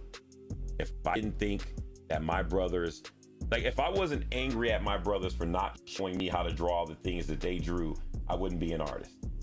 Not even knowing that it was literally nothing but simple sibling shit. But to me, it was bigger than that. To me, it sparked this, it made me want to be better than them just so that I can not help them, which seems rather childish, but I'm an artist now. You know what I mean? It was childish because I was a child. You know, like children don't understand. You know, a lot of them don't understand that the things that they do set them on a path that will lead them to greatness or lead them to ruin. But it's, you know, it's one of them things you have to go on. It's one of them things that you literally have to experience and that you'll understand later. Your story, you know, it's you can't really determine what you're gonna do. You know what I mean? You just got to do it and take in all the experiences and turn them into something that keeps you moving. You can't give up when you hit hardships and shit like that. You know what I mean? You're gonna have a lot of bad times in art. More bad times than good times. I hate to tell you. You can look at the people around you, and 90% of them are gonna stop doing art. You know, like maybe. Most of you guys won't even know somebody that's going to be good at art or famous in art or famous in anything. Most of you guys will never know anybody personally that will be famous or good at anything. As sad as it is, you know what I mean?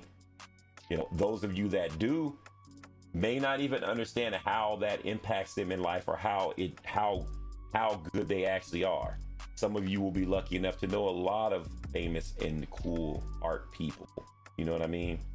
Like you live in a generation now where you can just turn on the internet and all your favorite artists are right there, and you can't necessarily talk to them one-on-one, but you are further along than we did because we only saw our artist stuff in magazines and things. They were like untouchable. You didn't think that they were real. You thought that they just exist in magazines.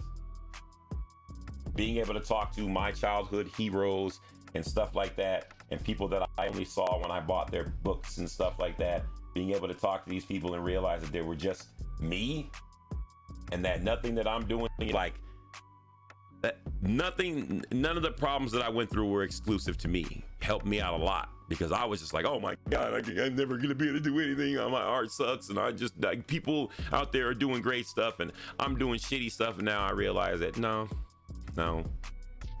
They did the same thing I did. Their path just led them to a place where I hadn't reached yet. And they chose their path, and their path put them in the spotlight. There are other people that out there that draw 10 times better than the people that I call hero, but they didn't choose a path that put them in a spotlight. They draw into the abyss. They talk into the abyss. You know what I mean? It's just it's all in how you interpret it. Literally, it's just, you know what I mean? That's just how that shit goes. Like you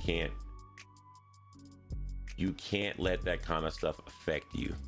You know what I mean? Like you just can't. Like it'll eat you alive. You just, like, numbers and likes and all that stuff. Like, even though it influences a lot of people, you gotta understand that shit is very minuscule in your learning. It has nothing to do with you being a better artist. It's just how you validate yourself as an artist. And once you get past the whole I need people to tell me I'm good, you realize that as long as you like it, doesn't matter. And then once you learn that as long as you like it, it doesn't matter, you start drawing things and doing stuff that you didn't think you'd be able to do. Your mind opens up. You start being way more creative. You stop shooting yourself in the foot every chance you get. You stop shitting on yourself every time you do something you don't like. You evolve into a complete artist. And then once you evolve into that complete artist, you look back and you're like, what the fuck was I thinking about? Why in the hell was I over here stressing out about that? You know, but when you're growing, you don't have time to think about that kind of stuff because you're too busy worried about why you're not good enough. Boys t-shirt. Tell me why. Because You know. it stinks. No matter how many times I've washed it. Tell me why. No, you tell me why I can't get rid of this odor. The book isn't done yet. I'm actually drawing stuff for right now. It's gonna be on the Amazon bookstore, and I think Amazon ships everywhere. Downy Rinse and Refresh. I'm in the Amazon Creator Program because of Twitch. So once I make the book, it will be on Amazon, and they will do, what do they call it? I forget what they call it. Rent to sale or whatever, or whatever. Like they'll be handling all of it, but I think they deliver. But it's not done yet. I'm still drawing the last few pages. The physical or the digital copy you can get right now for free. It is the first 80 something pages of the book, which is the free version. And before people started asking me to do a physical version, exclamation point book in the chat, and you can download that for free and have fun with it. The last 100 or so pages are added on, you know. This right here is it's the physical version, which will be the paid version, which will have like 200 pages, 100 pages of nothing but artwork, and then the other 100 pages will be more content that I added to the book and refined and changed different images and stuff like that, like a more refined version of what I made before. And the physical version will have not safe for work stuff in it. So yeah, just for those of you guys that order it, like, don't order it for your kids. Like, don't order it for your children. Order it for people that are mature, because it does have not safe for work stuff in it, because it has the best of the things that I was requested to draw. And let me tell you, people ask for some weird shit, and you have no idea. But yeah, it's not done yet, but that's I am trying to have it done as soon as possible, but I'm definitely not. I definitely don't want to rush it, because that's the reason why I have to have it edited and all that stuff, because I tried to rush the original version, and it has a lot of misspelled words, and a lot of things just kind of like didn't come out the way that I wanted them to in hindsight.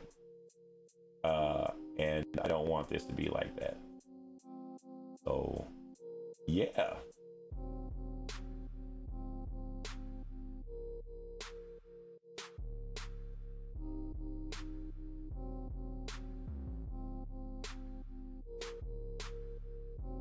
And of course, if you guys have any questions, feel free to ask.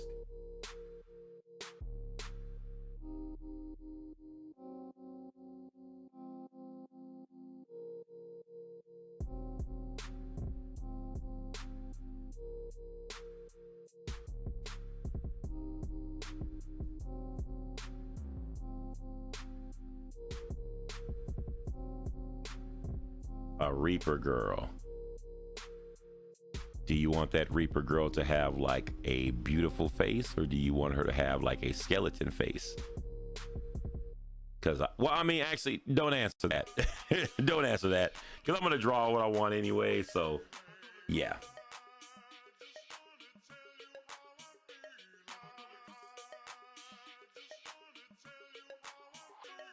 I was working on a tattoo design that was based on that. Everybody draws Grim Reapers. I was like, everybody draws Reapers. Like, it's whatever, man. I wanted to do something that was more about like loving death or whatever, or something like that. And I have to finish this design. And again, this design is 5 years old, and I haven't went back and updated it yet. But like this, like, so her face this is the quick sketch. That's why it looks like this. So this part of her face is supposed to be the skull, and then this part of her face is supposed to be like a beautiful girl. But like, I just wanted to get the design down real quick, because the focal point wasn't the girl in the Reaper at all. It was the candles. That's the entire design was created to show off how you can do candles and candle smoke. The tattoo, of course, isn't going to be based on that. But that was my intentions when I drew it, was, oh snap, I am going to show people how you can make candle smoke dance around and look cool in a tattoo. Because, you know, I'm looking at all these tattoos and I'm looking at what people draw, and I'm like, man, people draw stuff the same as everybody else. They don't put any kind of like depth into anything, you know.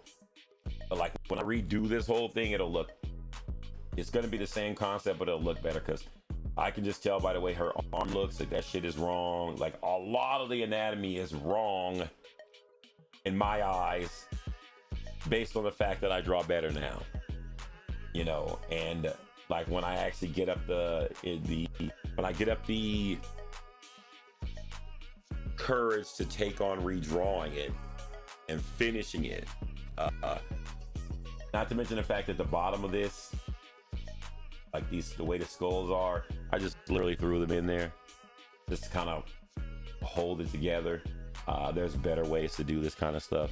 And of course, now that I'm a better designer of tattoos, a lot of it holds together better. You know, a lot of my old stuff, like this is an old design, okay? So like, look at this design right here. This is on a person's back, right? And we've colored it and all that good stuff, right? I redrew the idea for an arm or a sleeve. So now we have that design. Let me show you the redraw. I can find it. Huh. This is the redraw. Same concept. This is the redraw.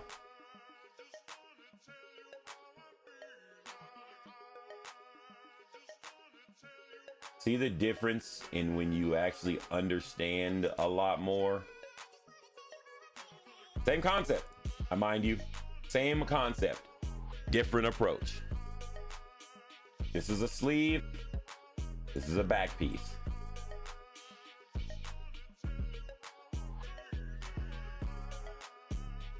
Practice, understanding, you know, like it's the same thing with these two pieces. So this piece right here, let's see if I can find it. Water, right? 85% water. I thought I was getting a better deal because it's so big. If you want a better claim, Tide Pods are only 12% water. The rest is pure. No, hold on. I'm gonna change my music. I can't fucking stand fucking SoundCloud now. So much fucking commercials, everything. Hold on, I'm gonna put some music.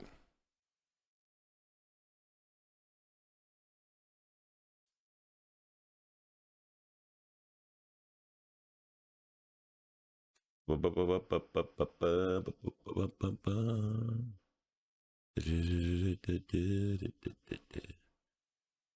a good OST?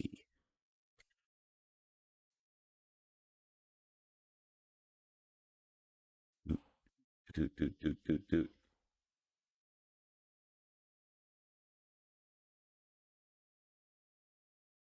Can we request songs? Hell no. I can't stand chat's music. Absolutely not. I am an old man, and everybody's music sucks these days, and everybody keeps trying to convince me that their music is good. I'll pass. I'll pass. My chat's music is not good to me. All right, so let's see if I can find this design. Okay, so this is the original one.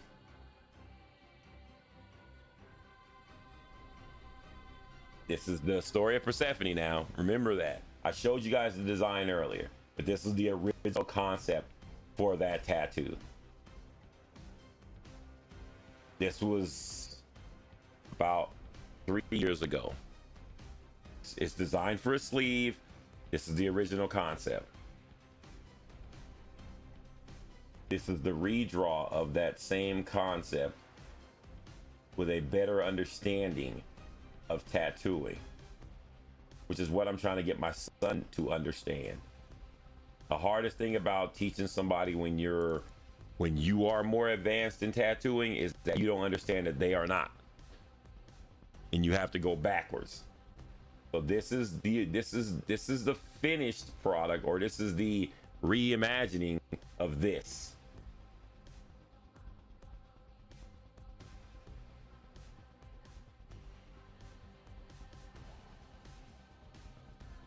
See the difference? This will fit the arm better than this ever will. And this is way more simple. It's not polished. Like, it would have taken a lot more work to get it to where it should be, where this one won't. This one will fit right on the arm. It'll be beautiful. The line work will flow. It'll be less work for me to do as far as like coloring and stuff like that, because the line work will carry a lot of it. Whereas this would need a lot of like shading, and you need a lot of like color blending to get the fabric to look right. Not to mention the fact that this is drawn straight up and down. First thing you learn about tattooing is that bodies don't go straight up and down. They do technically, but when you put it on the body, they have curves and bends and bumps. You put something straight up and down on an arm, it's not going to go straight up and down. It's not going to fit the arm straight up and down. It's going to look weird. So you have to build the image so that it fits the way an arm or a leg or a back flows and moves. It curves in, curves out, curves up, curves down. Plus, people might have rolls. People might have six-pack. You got to build something that will work with everything. You know, like my friend Zelda Queen's tattoo. So this was the original. Well, let me see. I don't think I have that original here. Well, here's her tattoo. But the original drawing was symmetrical. It was balanced on both sides. And I don't know why I drew it that way, because when I was trying to think about tattooing, I was like, what the fuck am I doing? This isn't gonna fit. Like, everything on the right side is gonna clash with the left side. So when people look at it, they're like, this is weird. Like, it's not even. It's like, yeah, but on an arm, it's gonna be continuous. This part over here is going to mix with this part over here and not clash. That's why there's an open side over here, so that it'll wrap around and be continuous. It's a different way of thinking. When you draw a picture, you just draw a picture. But when you draw for a tattoo, you have to remember that the body is circular, or it goes in a circular motion. All the skin touches other parts of the skin, which means that depending on how big you make something, it is eventually going to touch something else, especially if it's an arm or a leg or something like that. This is on her arm already. We started the coloring, of course, and it'll be awesome when it's finished. But this is one of those progress pieces that take a long time to finish. But like, yeah, it's gonna be nice. I told her that I will color it as I finish it. So once we start working on something else, I'll start coloring it and stuff like that. You know, things like that.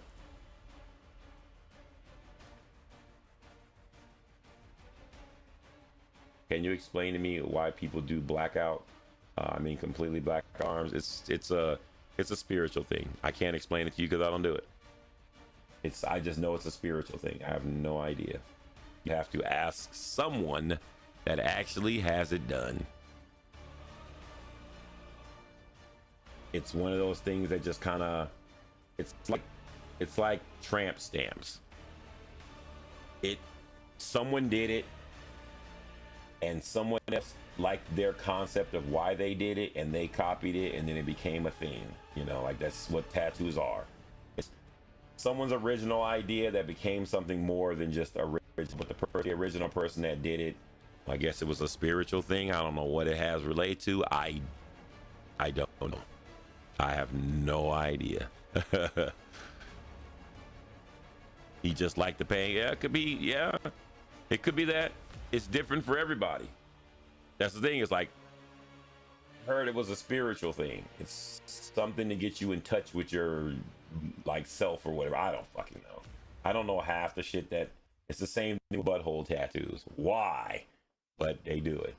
Like people just one of the things you learn when tattooing is it's not your place to judge, because it is their body, and they can do what they want to do with it. And you wouldn't want no one. Like my thing is like I get it, because you damn sure wouldn't want nobody telling you what to do with your body. So you know, a lot of people are like that's stupid because it's not what you would do. That's the eye opener. Like yes, it is stupid to you because that is not what you would do. But it doesn't mean that it's stupid. And it took me a long time to understand that.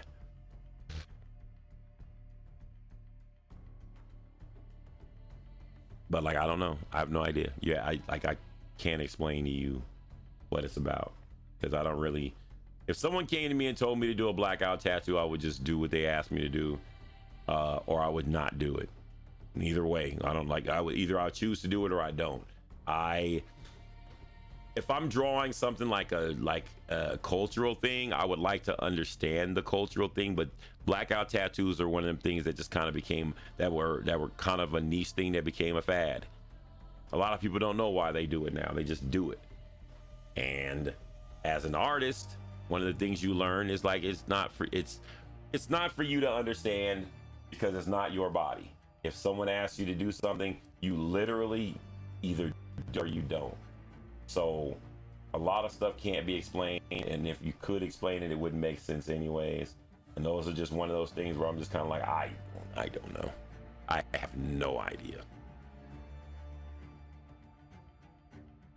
Tattooing is the tattoo community is, for the most part, what I've gathered is a lot of people that it's mixed with a lot of people that are in touch with themselves and a lot of people that just want attention.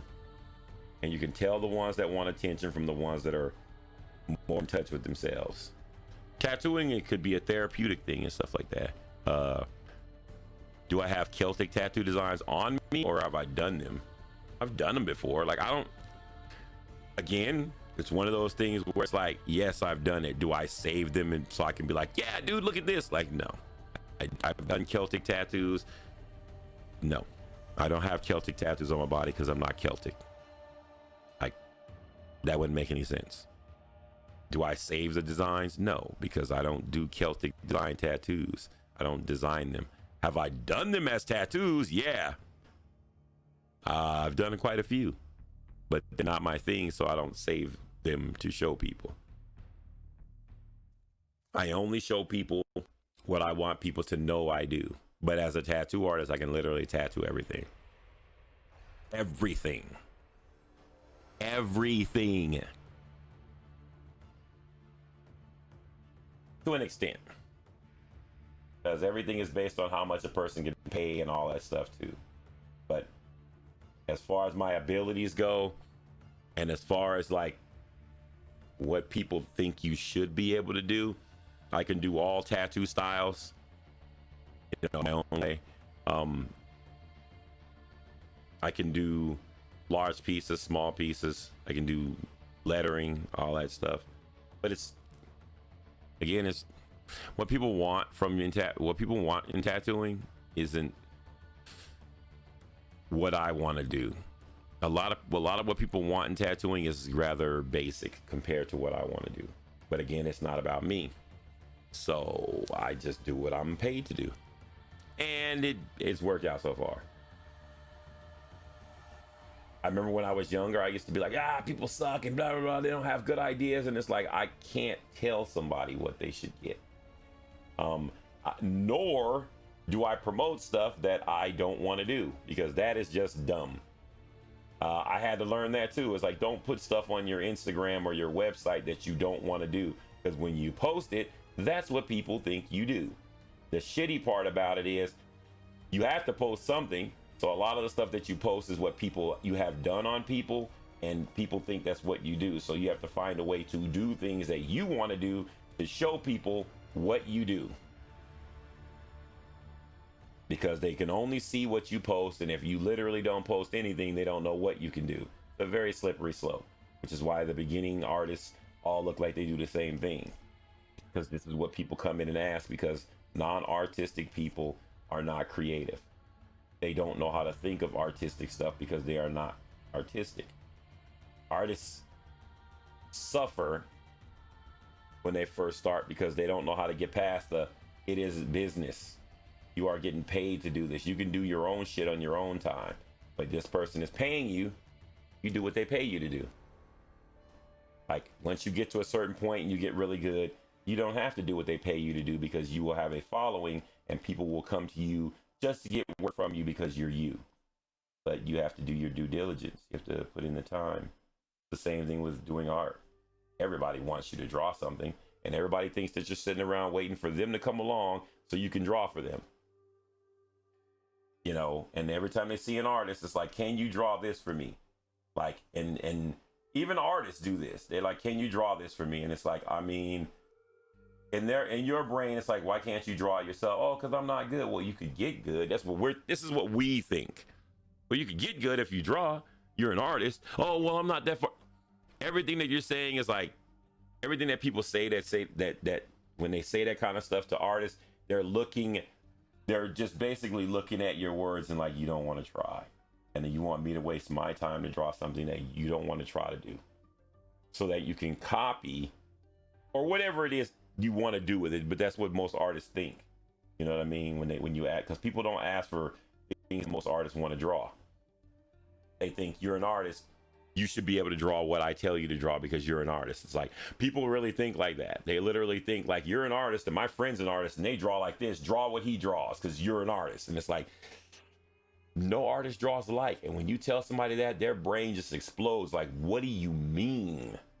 What do you mean no artist draws alike? Are you kidding me?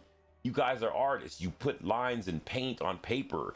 You do everything like everybody else. Like, they don't.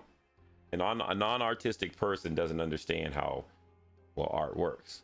They think you're an artist, which means you do all the stuff that other artists do. Do this thing I want you to do. And you have to make the choice on whether or not you're going to do it or not. That's pretty much how that goes. You don't put any profound thought into it or anything like that. You just understand that these people are not artistic. They just want you to do stuff for them. And either they're going to pay you or they're not. If they're not going to pay you and you do it, then you signed up to do something that you weren't going to get paid to do. Can't be mad at it. You signed up for it. Now, in that same aspect, if they are going to pay you, you have to do something that you don't want to do and still make it look good because you are getting paid to do it. You chose to do it. So now that you chose to do it, you must finish what you chose to do and do it good.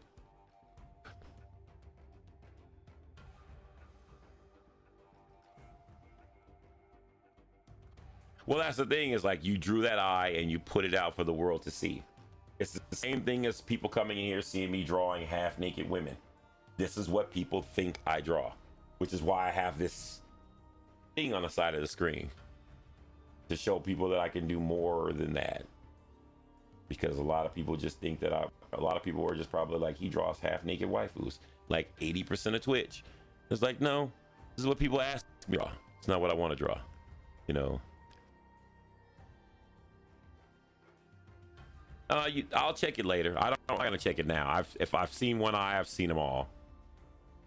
I don't necessarily look at my Discord while I'm on stream. No offense, but I will check it and give you a nice little comment on it later. But feel free to post it. What dimension is your conference? This it's a big head sheet. It's ever growing, but right now it's 20,000 by 13,500. But it just grows. It's like this one. It's just big enough to where I can just keep adding to it. But eventually, I had to make a new one because this one I couldn't draw on it anymore. Because every time I would draw, the canvas would stall out. It would stall out because there's too much information on it. That's why this is number 4, because I have 3 other ones that I've done that I've stalled out too.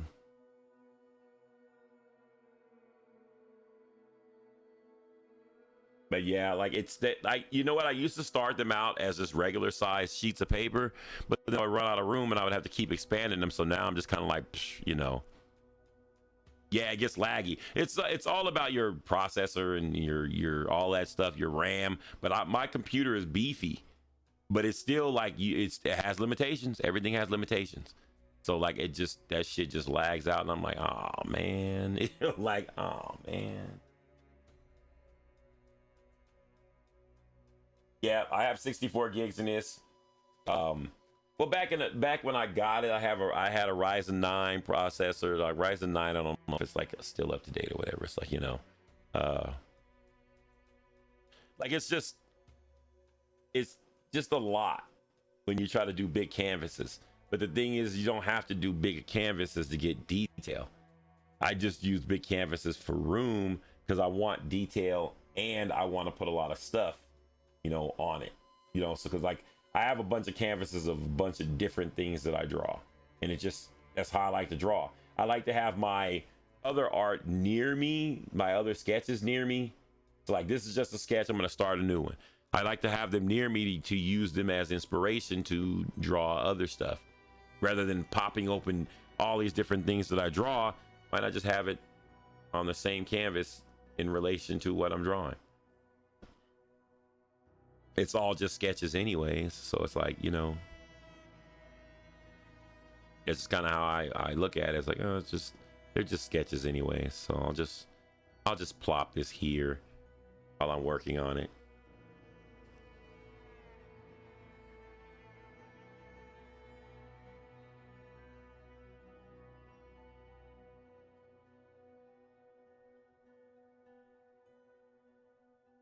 A lot of this is just me trying out different stuff.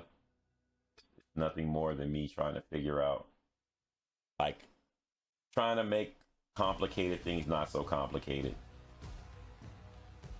It all has a purpose, you know what I mean? Like, a lot of the stuff that I choose to draw right away is stuff that I'm like, oh, this is kind of a cool concept. Maybe I've always wanted to try to draw this kind of fabric, or I've always wanted to try to draw this kind of demon or this kind of thing, and you know, or this kind of robot, and now I can use this opportunity to draw this concept. Plus it's you know, like it helps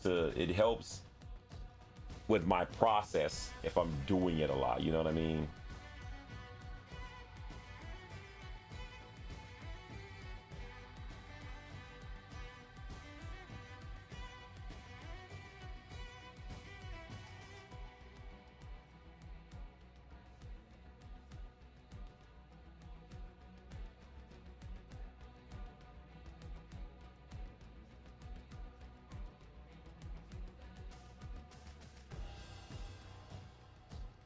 A lot of this is like me learning, and I'm learning based on what people have been asking me to draw, which is like something I never thought that I would actually do. I'm like, I can't learn from drawing other people's stuff. People don't draw stuff, like people don't do stuff that I like.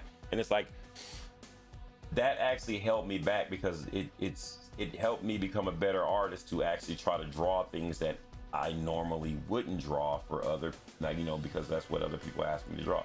But again, it's like, a lot of people think that their ideas are original, and they're not. So like drawing things, you have to choose what you want to draw. You know, like you have to choose the things that make you happy, because again, people are going to ask you to draw all kind of shit that they think is original. Everybody thinks their ideas are original. They think that their shit is like special or whatever.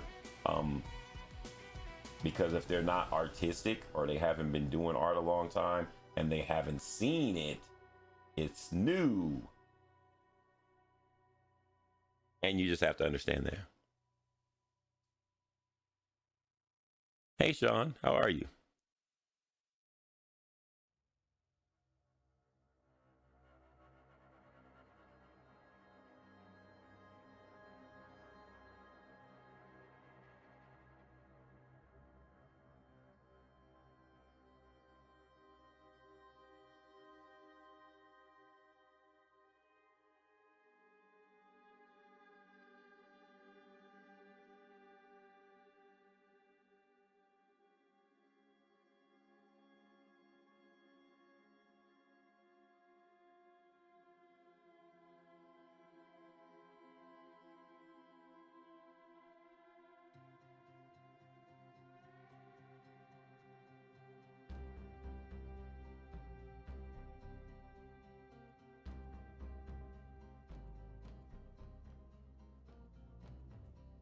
I don't know if this is coming out the way that I want it, but whatever.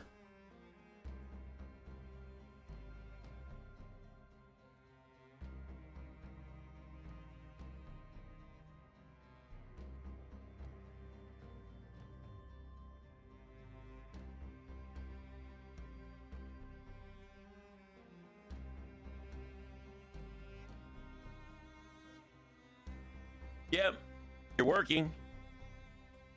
I mean, that is something. Like I've been working a lot too. I am like my job is this shit is funny. It is like, I mean, I do tattooing, but you know, like still I have a regular job too, and that regular job just reminds me every day of why I literally am so glad I don't have to work a day job. I choose to. But man, if I had to do that shit every day, as like my only source of living, it would be depressing. I am so grateful that I chose to take the path that I went. And I used to be in doubt a lot when I was younger, but now that I'm older, I'm like, whew, man, art saves me from a lot. It is probably 3 o'clock here in my country. It's 3 o'clock here, 3 a.m.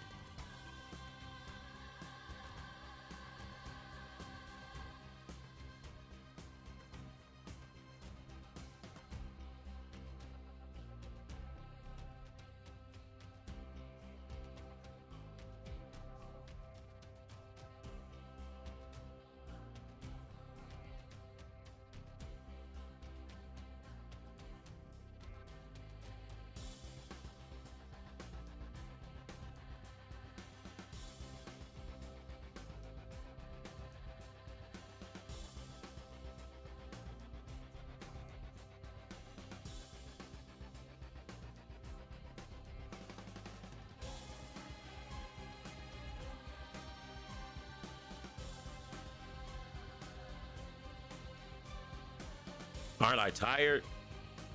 No. I think the assumption is that I've been up all day. I don't work today, or I didn't work today, so I slept most of the day. I work night shift, so I'm up all night. So these are the hours that I'm now. When the sun comes up, I'll probably be tired. I'll take a nap, get up, and I'll probably stream again, but no. I'm never tired when I do art anyways, because I'm just motivated. Like, I'm not thinking about anything, like, you know, I'm just drawing. But nah, I'm not tired. No.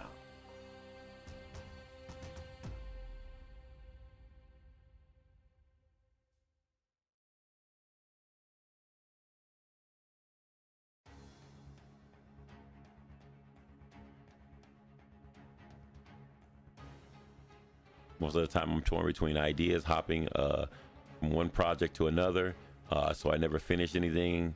The other half of the time, I'm too depressed or exhausted to do art and stuff yet. See? Believe it or not, man, I agree with you 100%. I understand completely what you're talking about. Because that is exactly how I felt when I had a good job too. I was making like 70 a year back in like, I think it was like 07. Like, it was great as far as money is concerned, but I have never been more depressed in my fucking life, because it was just a rat race.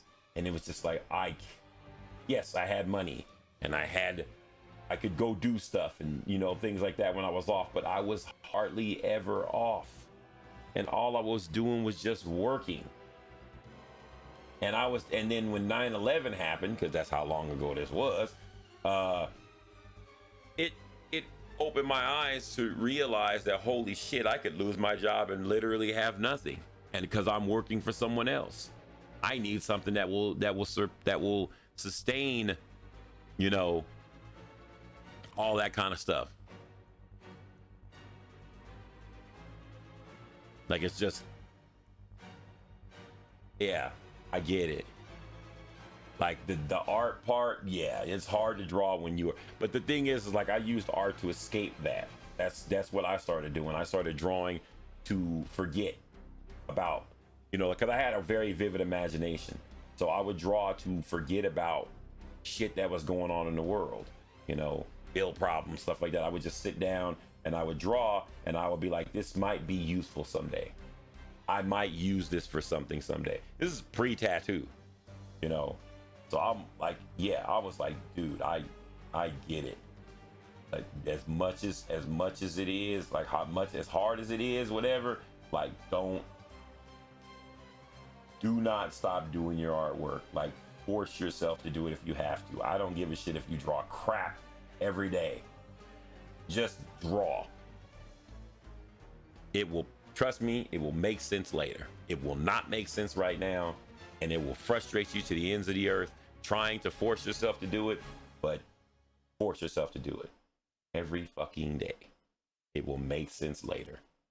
I cannot explain why, but you will know why when it happens. Because all the shit that I did, like, in hindsight, I'd be like, if I never actually did this, if I forced myself to do it, I wouldn't be trained right now to do the stuff that I do, because I'm just sitting up. I was just sitting up being upset and depressed about my life, which is easy to do nowadays because there's so much shit that brings you down. You know what I mean? But like, art is supposed to be your escape. Don't look at art as money or your future career. Look at it as an escape. Look at what you want people to see you as far as an artist, not based on money. Like, if you're looking at it like, this is my escape and this is my career and it's not happening fast enough, you're gonna get even more depressed. Like, you gotta, you know what I mean? Like, it's, you know, how did I get my shit together? Dude, finding tattooing was lucky. And a lot of what would help me get to where I was just fucking dumb luck. Because tattooing changed everything. But I just drew into the abyss for years. It wasn't until I actually started searching for something to do with my art that I would actually make me happy, that I realized that, man, I always wanted to be a comic book artist growing up. And I realized I'm too fucking lazy to be a comic book artist. Not to mention the fact that I needed to do something right then. I had a good job, but my job was, you know, basically to take care of my kids. Like, a lot of the stuff I wanted to do, I couldn't go to school for. What made me wake my ass up was the realization that I couldn't go to my children and be like, holy shit, I don't have a job. We don't have food. And I'm like, I need to prepare for the fact that I could lose my job, and I need to have a backup plan, and I need to do something to make me happy, because I don't like working for people.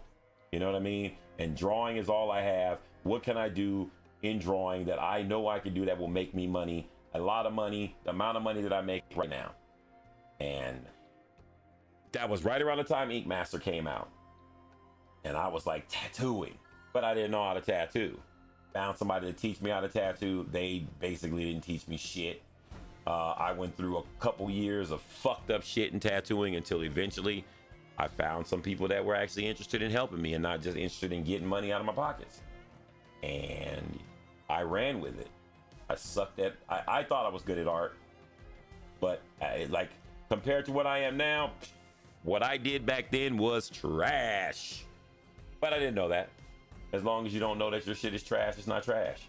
It's only trash to you now, or trash to me now because of what I do now. You know, it wasn't trash to me back then, but like in hindsight, it's like, boy, people thought I was good back then, and I'm like, yikes. But I mean, it put food on the table, you know.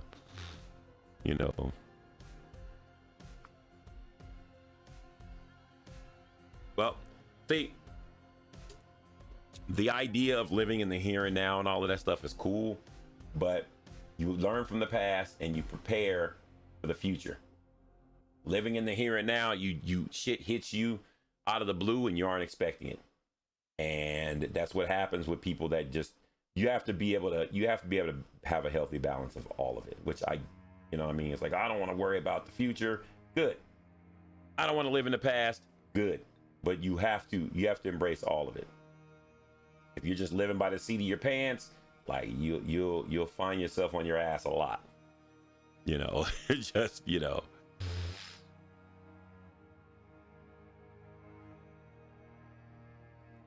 Hey, Shiny, how are you? I'm doing good. I'm just drawing requests and just having another one of my inky rant sessions with my stream.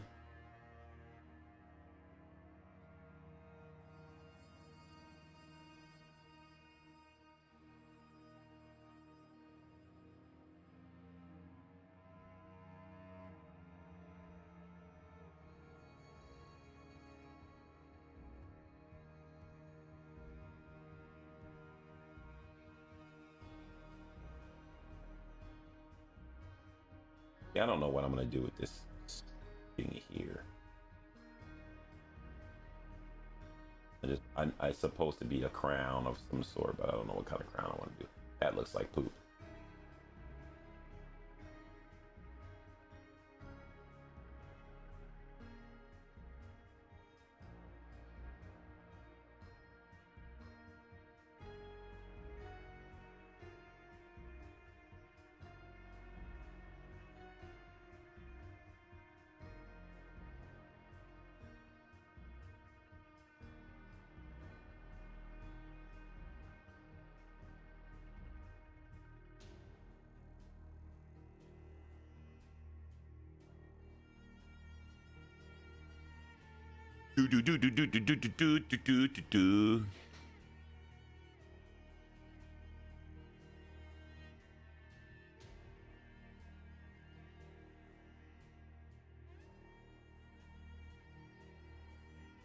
No, I wouldn't necessarily say all that. I wouldn't necessarily say they're legendary. It's just an old man. Like, it's just an old man trying to explain to younger people that the problems that they think are serious aren't that serious. Because you will have more serious problems. And if you can't handle these light problems, when the serious ones hit you, you're going to fold like a deck of cards. Like the things that you go through that are existential, that kind of stuff passes. And it's like, yeah, it's very easy for me to say that when I'm not going through it at the moment or whatever, but I've been through it, you know. And it's like, dude, I've been through it and I'm here to tell you about it. The thing that I try to explain to a lot of people, especially my son, is that I survived youth to be old. You are still trying to make it to be old. So when I explain something to you, it's because I've already been through what you're going through, and you're going through is not going to be any different than what I've been through. The only difference is it's a different time. It's not different problems. People repeat the same fucking shit over and over and over. And the problem with that is people don't think that the things that they're going through They think everything that they're going through, no one else has been through. And it's somehow different. And that is the reason why they get stuck in the situation that they are. Because they consistently keep thinking that their shit is unique. If you are privileged enough to have an old person that cares enough to share knowledge with you, listen to them. They know more than you. Just because they're old and the internet says that boomer this and boomer that, that's other young people telling you shit. The internet is nothing but a bunch of young people telling other young people not to listen to old people.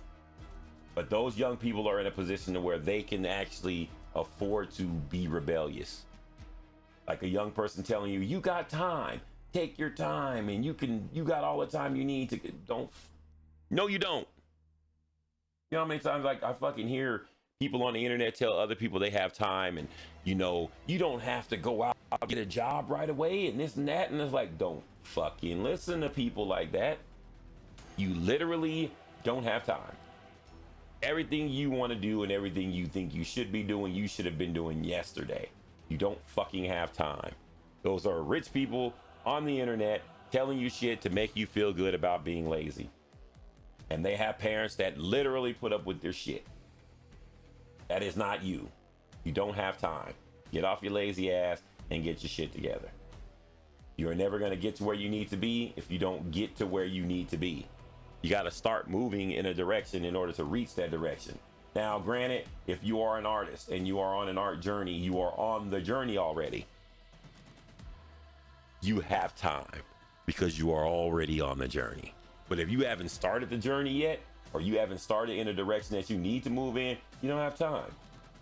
You don't have to be good by a certain time, but you need to be moving in the direction to be good. You know what I mean? You need to be moving in the direction to have a business or a career. You can't just sit on your ass and just like, I got time. You don't have that kind of time. Like, shit drives me crazy, you know? Like people just, they listen to the wrong kind of people, or they do the same thing that everybody else does. They hear a message and they interpret it the way they want to interpret it, which is generally how you're supposed to do it.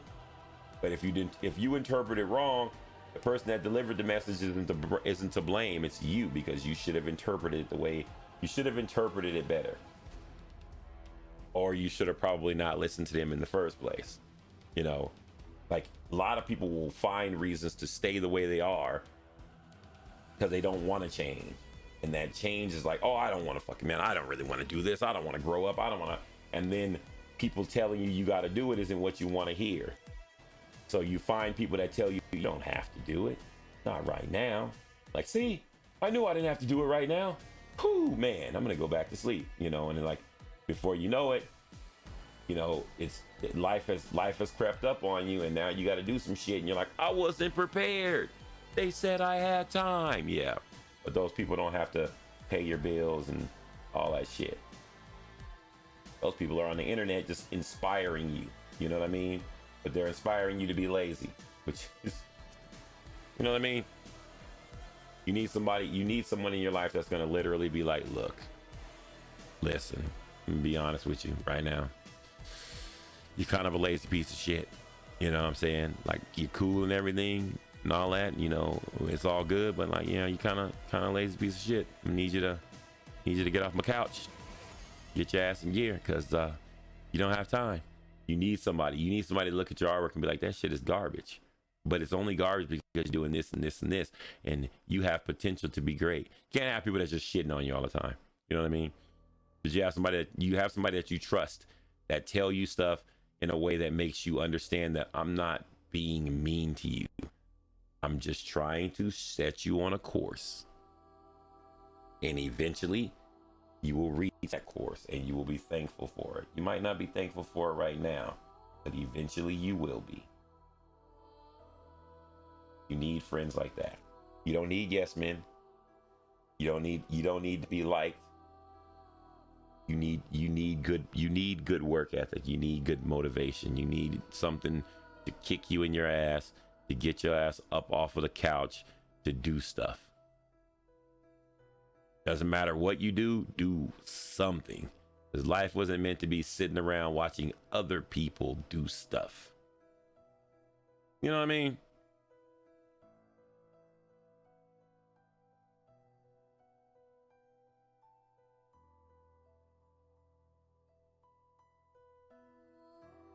Yeah. See, Sean, that's right. But think about how people are interpreting that. You're absolutely right. But then you gotta remember the internet is full of idiots. So if someone says you have time, that person isn't thinking they mean this. They think the other thing, which is the sad part. Because yeah, I'm sure the motivation of people are like, you have time. You don't have to be what you are at a certain set date. But the people on the internet are like, see, I don't have to be good at anything. I can just sit around and do nothing. Like because they are looking for an excuse to not be something, to not do something. You know, when the influencer is basically telling you, like, if you're not good at art in 3 years, that's okay. You have time. Where the other person is thinking, you know, I'm gonna do an art career, but I don't really want to draw right now. I'm gonna start drawing 10 years from now because I have time. And it's like, all of a sudden you're working at Taco Bell because you never actually did that thing you wanted to do in life. You know what I mean? I'm gonna start the gym, but I don't have to go to the gym today because I have time. Before you know it, you know, health problems, shit like that. And for every person that's telling you you should be doing something, there is a person that's telling you don't listen to that person. But they aren't giving you any direction or any advice. They just don't want that other person telling you stuff. That's how that works. It's like, I don't like the way you're telling that person stuff because it sounds sad and I don't like sad. Stop telling people sad stuff. And then you're like, okay, all right, well, give them some motivation. Well, no, I don't want to do that. I just don't want you telling them sad stuff. I'm gonna make up something to make them feel happy about what's making them sad so that they can stop being sad. It's like they'll stop being sad if they did what I was telling them. And instead, you're telling them that they don't have to listen to that, and then they'll stop being sad.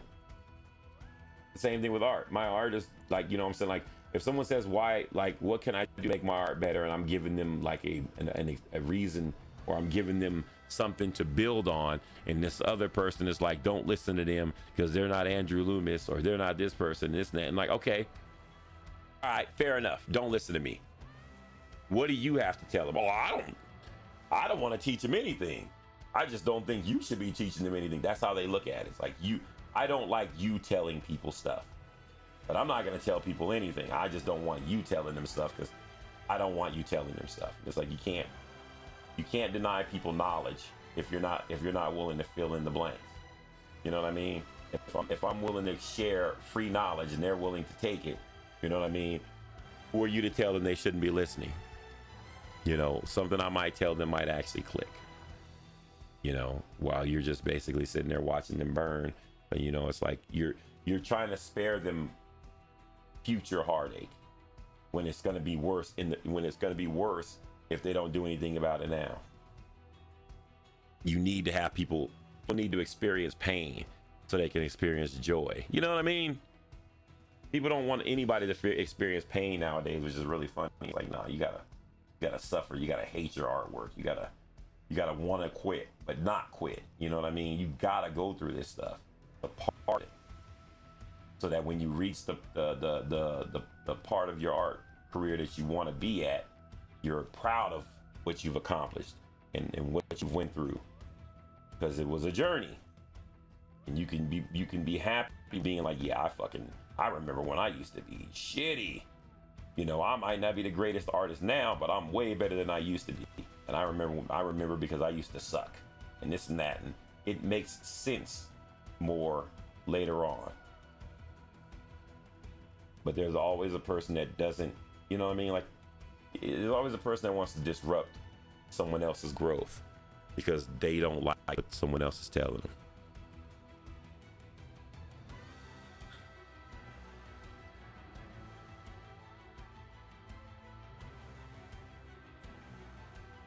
Yeah, that is a beautiful saying, and it's true.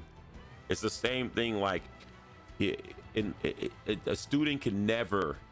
student will will never be a teacher if they're constantly being a student. You know, everybody is going to learn forever, but you eventually have to teach. You become a better, you become a better student of learning by teaching. It's the weirdest shit ever, but the idea of teaching someone else or wanting people to learn from you makes you want to be a better person to give more knowledge. At least for me, it was like, I don't want to teach people if my work is shitty, because I don't have the place to teach them. So I need to get better.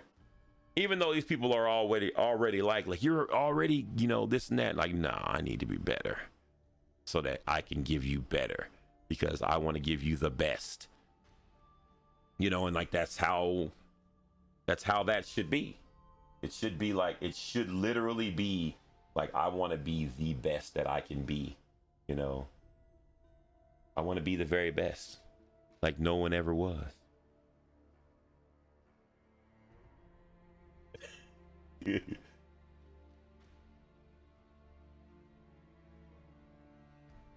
Catch you is my real test.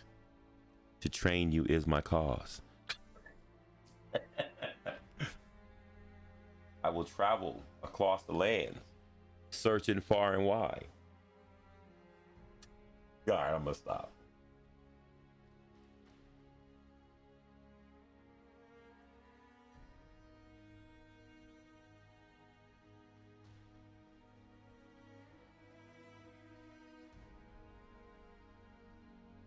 I mean, you know, when you know, guys. The goal in life is not always to be a teacher, but it's inevitable. If you're learning, you're going to eventually teach. Even if you're not teaching directly, you're teaching. Many of you put art on the internet, or put anything on the internet, or put anything in the view of the public, you're teaching. As someone is going to learn from that. Even if you think your art is shitty and no one is looking at it, trust me, someone is looking at it. I look at artwork that people, you know, like, even if somebody thinks their artwork is crap, they might do something in that art that might revolutionize the way that I draw my stuff. It could be something as simple as eyelash, and I'm like, oh shit, the way they draw the eyelashes is fucking sick. I'm changing the way I draw eyelashes from now on, because that person, the way they draw eyelashes is extraordinary. And I want to do that. And that person is probably sitting up thinking like, holy shit, fucking, I can't draw a goddamn eyelash to save my life. My life sucks. I hate everything. Why am I doing this? Where I just saw their shit and was just like, they just changed everything. It's, everything in my life is different now from the reason, because this person drew these eyelashes. And they'll never know. A lot of people want recognition for everything, when recognition is just not the way. Recognition is what is like a really big demotivator. And then when you start getting recognition, you open up yourself to scrutiny. You know, fame opens yourself up to criticism. You know what I mean? Like, criticism from people that have no idea what they're doing just stings a little more. Like, how you fucking gonna tell me how to do something you don't know how to do it? It was like, but that's life. That's how people do it.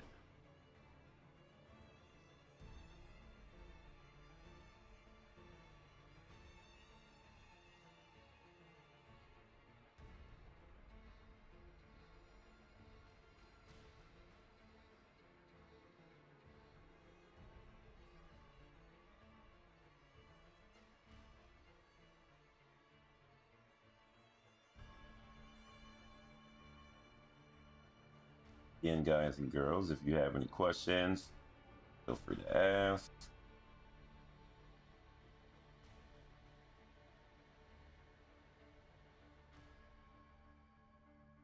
I still don't know what I'm gonna do with this. This is not done yet.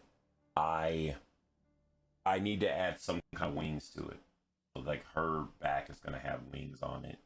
Same thing with this person. I think I'm gonna add like fairy wings to this whole thing.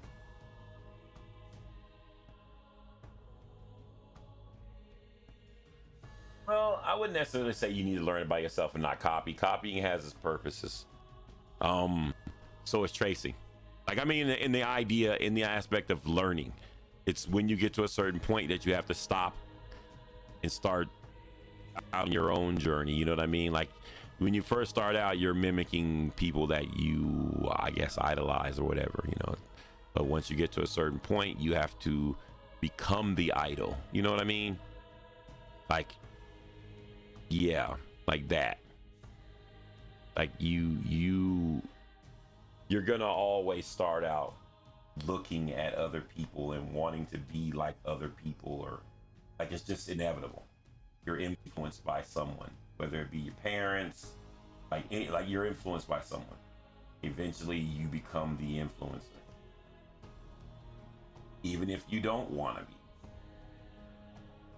So like, and you have to be a little bit more cautious about your words. You don't have to be, but you know what I mean? Like, if you care about the people that you are influencing, you start looking at like, okay, well, what's the best way for me to get people to understand what I'm trying to convey, you know?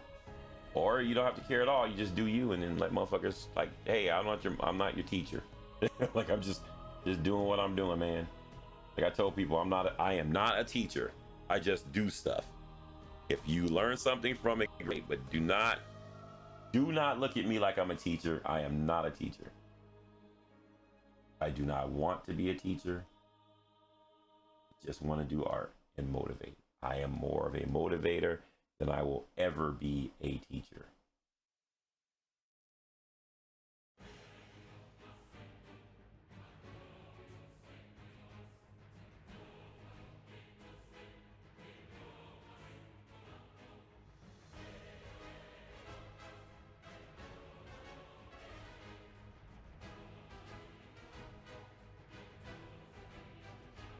The hard, like doing stuff the hard way doesn't mean you're gonna be like that. Like, that's the challenge.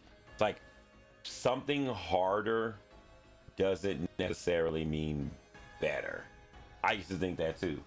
You know what I mean? Like, if it's harder, it's gonna be, no, it doesn't. It just means it's harder.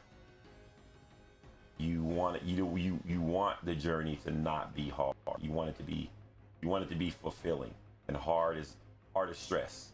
Stress doesn't make anything happy, and stress makes you jaded too. Once you get to a certain point, then you get mad when people don't want to listen to you because you're like, I did it the hard way. I drew with nothing but a rock, and I drew on a sidewalk because I had no pencil and paper, and you people don't know anything. And it's like, you know, that's how I used to be. I used to draw on paper, and you people that have digital, you don't know. And then I started doing digital. I'm like, fuck, this shit is hard. You know, it's like, you know, it's different. I don't know. Change her to a puppet with a little, nah, I don't like that idea. It's terrible. I've done the puppet thing already.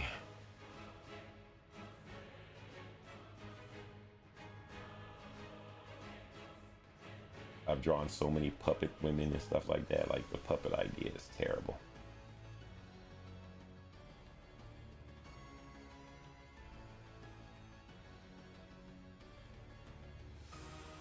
I actually did, I think the last idea I had that was like the puppet or puppet on a string. did one that was like a stripper on a pole that was a puppet. And then I think the last one I did that was, I was just kind of like, again, with most things, a lot of people think that their ideas are original. But when you've drawn as long as I have, you're gonna consistently run across people that are like, I got a dope idea. It's like, your idea's not like, no, like it's not that original. It's just original to you. Like, I think this is like, I started doing this one. This isn't the stripper one, but I started doing this one. I was like, I fucking hate the puppet thing. It was cool at first, but like, coloring it fucking sucks. It just sucks. coloring wood, you know. But like again, like remember, always think like this: for every single person, for every single idea you had, or every single idea you have, I've had 7 or 8 people ask for that same idea, but it all gets original. But I'm a tattoo artist, so you have to understand this from a tattoo perspective. As a tattoo artist, most of the stuff that I get asked is from like, oh my God, I gotta, you know, like, and it's like, oh God, you know, like I've been asked for a lot of just ridiculously not original ideas. But I mean, there's always a new way to approach everything.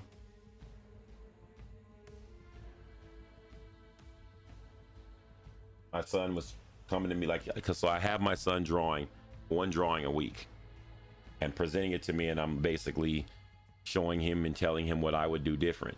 You know, I'm not necessarily telling him how to draw. I'm basically telling him how I would do different as a competitor.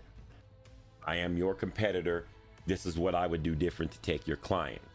And of course, he was going to do Medusa, and I'm like, I keep telling him, I'm like, stop doing things that are common, because common has already been done. And he doesn't actually understand how many things that I've actually drawn until he presents these ideas to me, and then I shit on him and then show him what I did better, or what I feel like I did better. You know what I mean? Like, because he's the apprentice, so I'm like, all right, you're going to show that to your client, I'm going to show this to your client, and your client is going to pay me, not you. Like, that's how you have to be. You know, I'm like, yes, there will be somebody out there that will tell you something to keep you motivated, right? And tell you that whatever this person is saying isn't true, and this and this and this, and you'll listen to that person because they sound inspiring. And then when you present it to your client, they don't buy your shit. And I'll be like, okay, so now you listen to that person, and then you didn't listen to me, and I basically stole your client, because what I drew came from experience. I am an experienced person that does this thing, and I've worked with clients. You're a learner, you've never done it before, and that person that has never done it before has told you some stuff, and you listen. But again, it comes down to a lot of factors. So I was teaching my son how to tattoo. Well, I'm teaching him now again, but when I was first teaching him, he had his brothers basically telling him that he don't really need to listen to me, and he could go to a shop and learn at the shop. And I'm like looking at him like, I'm teaching you for free, and you listening to these broke ass motherfuckers tell you that you could go to a shop. So he went to a shop, and the dude said he was going to charge him like 5 G's, and the dude wasn't that good. And then every time he went somewhere, everybody was saying the same thing. Then he came back to me, and he basically was like, I want to learn from you. And he was serious this time. And I was like, now I'm going to charge you, because you didn't want to listen at first when I wanted to do it for free. So now I understand that it's not the reason why you didn't want to listen is because there wasn't anything attached to you that you could lose. Now I know a lot better about teaching it. You know, when people are spending money and when they're using their precious like stuff that they work for, they'll listen more. You know, I know this, but I'm like, it's my son. I don't want to fucking charge my son to teach him how to tattoo. I want to share my knowledge. But kids, the thing you have to understand with kids and parents is, kids, if you're a parent, a kid thinks I don't have to take it seriously because you're my parent. You're going to always be my parent. You're not going to stop being my parent. So you're going to say stuff, and I'm going to make jokes, and I'm going to say stupid shit, and then you're going to still do whatever you're going to do because you're my parent until you don't do it. And then they're like, well, fuck. Or they think that same thing. I have time. And because you're my parent, you're going to always be there waiting for me, you know, until I'm ready, until they come to you and you're like, I'm not teaching you shit. And then it's like, oh shit, what I thought I had time for, I don't really, you know what I mean?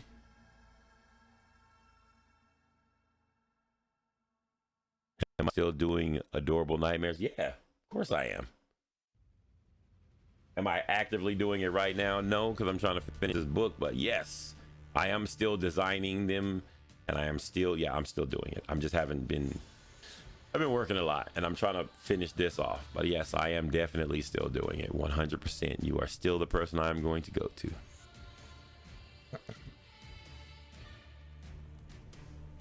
Well, Devil, I am glad you found me too, and I hope to see you around a lot more.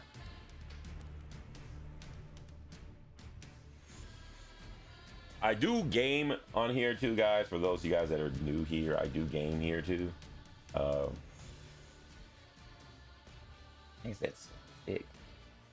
Oh, I changed the fucking brush size. How did I do that? Huh. That's been an accident. I was like, why in the hell was that line so thick? But if you notice, someone was, I forget who it was earlier, asking me how was it me learning digital at the start. Like, if you've noticed, I don't use hotkeys, and I draw like I draw on paper. I draw really slow, you know what I mean? Or I draw up a little bit more meticulous when I draw. When I first start drawing, it's fast, and then I kind of slow down, like whatever. I still draw like I draw on paper, but I've slowly started incorporating a lot more digital elements into, like a lot more like hotkeys. I do hotkeys sometimes, but not very often, because I still don't. I'm still not good with the hotkey thing. You know what I mean? Like I'm old. So when I was learning how to draw, we weren't doing keyboard, mouse, and all that stuff. My kids are like great with keyboard and mouse, but they don't draw. You know what I mean? Like, so me having one hand on a keyboard, my one hand on a screen is foreign to me. I still put the other hand on the screen to hold the paper, even though I don't have to. For the longest time, I bought a touchscreen Cintiq because I wanted to move my paper like I move my paper in real life. And now I don't even use the touchscreen anymore. I never turn my canvas. And I used to turn it all the time. And now I don't turn it anymore. It's so weird. But now I turn myself, not my canvas. I started doing that because I know I needed to do that for tattooing, where you can't necessarily, you want to position yourself to get the best lines in the tattoo, but sometimes it's hard to move the client. So you don't necessarily want to move the client unless you have to. And now that you have wireless tattoo machines, you can move yourself, you know. What would I prefer for beginners? Whatever makes them happy. Yeah, I have a 22 HD touch. Some of that stuff in my profile is outdated, so don't look at that. But yes, I have a 22 HD touch. It's pretty old, but like I haven't updated I have 2 whole new computers and a lot of other stuff, and I haven't put any of that stuff down there because I'm a bad streamer, you know. But yeah, when I got this, it was a gift. I didn't buy it. Another streamer gave it to me. They moved to a different country and they didn't want to pack it up and take it because of like shipping costs and all that stuff.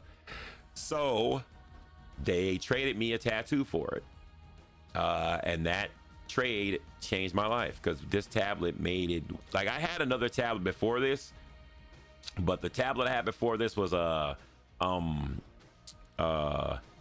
Cintiq Companion 2. It was like a 13-inch screen. I like the bigger screen because I like big canvas. I like to be free when I draw. I like broader strokes, stuff like that. And the smaller canvas just didn't work for me. I bought an iPad, same thing. I thought I was going to be able to sketch on the iPad, and yeah, it didn't happen. Yeah, I do that too, Anthony. I'm glad I'm not the only one. You erase it, you instinctively wipe away the eraser shavings that aren't there. Yeah, I do that shit too. I do it too. I still do it.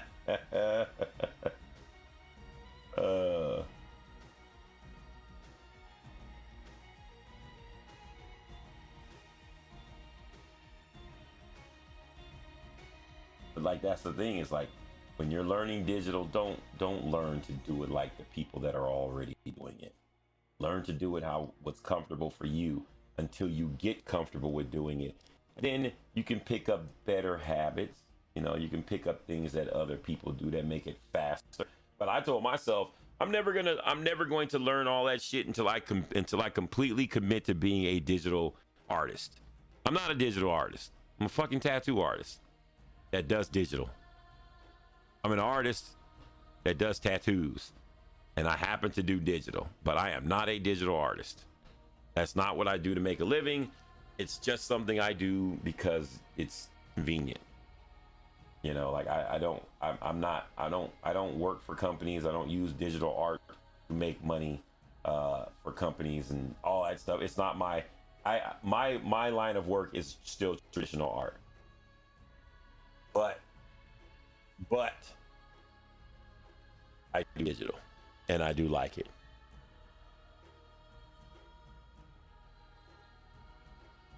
After all these years of you using the same tablet, how's the screen holding up? The screen is perfectly fine. I have no scratches on it or anything because I don't bear down on the screen, and I still have the same nib.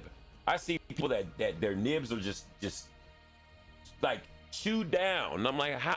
I literally have the original nib that I got when I got the tablet, and I have no scratches on my screen at all. But I'm very light-handed. You know, I don't know how people do that. I just don't. I keep my screen clean. You know what I'm saying? Like I don't have dust build up. Because a lot of times it's like dust and particles on it and you're just kind of grinding it in and stuff like that. Yeah. None of my stuff was. But that being said, with my Companion 2, it had hella scratches in one area. It had hella, like, it didn't affect the way I was drawing, but yeah, if you look at it, it had like hella like scratches in one area. But that comes from like the, you know, like you're supposed to change your nib, you know, when needed, you know, but I still have all my custom nibs and all that, I think. I don't. I still use the same glove I originally got. If you're gonna use that glove and you're gonna keep it for a long time, wash the motherfucker frequently, because you're just putting dirt all over your screen if you don't wash it. Because I used to just be like, I don't need to wash my drawing glove. There's no dirt on it. And I looked at it one day and it was like shiny, and I'm like, why is it shiny? It was just dirt. I washed that motherfucker. Get one that's like a lot more durable. And if you don't really want to use, if you don't want to buy a drawing glove, buy a pair of black socks, and then a pair of long black socks, and then cut the bottom out of it, and put a finger hole. Same thing. I used to use this glove that I'm using, and I put another glove over the top of it that will cover my whole wrist, so I could put my whole wrist on the screen. So I could slide my wrist across the screen without getting dirt on my wrist and all that stuff. But then I got too lazy. But I was also on camera, and I was trying to make it. I was on camera a lot, and I was trying to make it look a lot more interesting to do what I was doing. I was on Adobe. I was streaming on the Adobe channel, and I was putting on a show. A lot of the stuff that I was using, just it wasn't really necessary. It was just for, like, I wasn't a good digital artist then, and I was on Adobe. That's the crazy thing.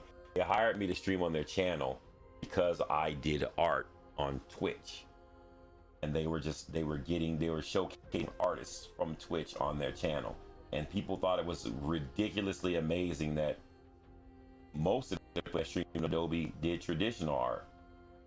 There weren't that many people that were on the Adobe that were doing digital. Toward the end, they requested that we use digital. They started requesting that we use digital, and that was kind of when I was like, fuck, I don't know what I'm gonna do, because I don't do digital. I only digitally color, and I can't. And like I would draw, and then I would scan my stuff in, and I would color it digitally, and it wasn't good. It was not good at all. But it was like me learning how to do digital, and I was like, one day I'll be good, and and all that shit. And like that was that whole process was just me like trying to learn how to do digital. And I was learning how to do digital while I was streaming for like the pinnacle of digital like art companies. You know, like it was really weird.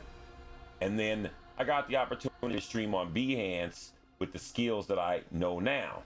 I was like, if I ever get to draw on Adobe with my skills now, I would kill it. And I did. I loved it. I streamed on Behance for 2 years, and like I love that shit. I actually got to showcase what I actually could do with digital, you know. But like if I could do what I'm doing now, well, not particularly this, but the skills that I have now. If the Adobe channel came into Twitch now, oh yeah, because that was how I pretty much got a lot of the people that I know, that back when the art section was booming and it was creative and they had a lot more than just art, and it was different. Like it was a completely different atmosphere. You know, everything is timing. And if the timing was different, it would have been so much like such stuff would have been different. But I'm still thankful for the opportunity that I had. It definitely helped me as an artist, and I met a lot of cool people from being on the Adobe channel and being in the creative section on Twitch that I never would have met just doing tattooing in my room by myself like I had been doing forever. So much stuff is different. In a good way. There's some stuff that is different in a bad way, you know what I mean? Because like Twitch, what it is now is not what it used to be. As far as digital, well, as far as anything, we used to make jokes about people getting on Twitch and making sandwiches, because back then they would have banned you for that shit. And now, literally, like that's what people do. People like people doing people stuff. They don't really care about gaming and all the stuff they used to care about. But that's just times changing. That's literally what that is. Just a sign of the times.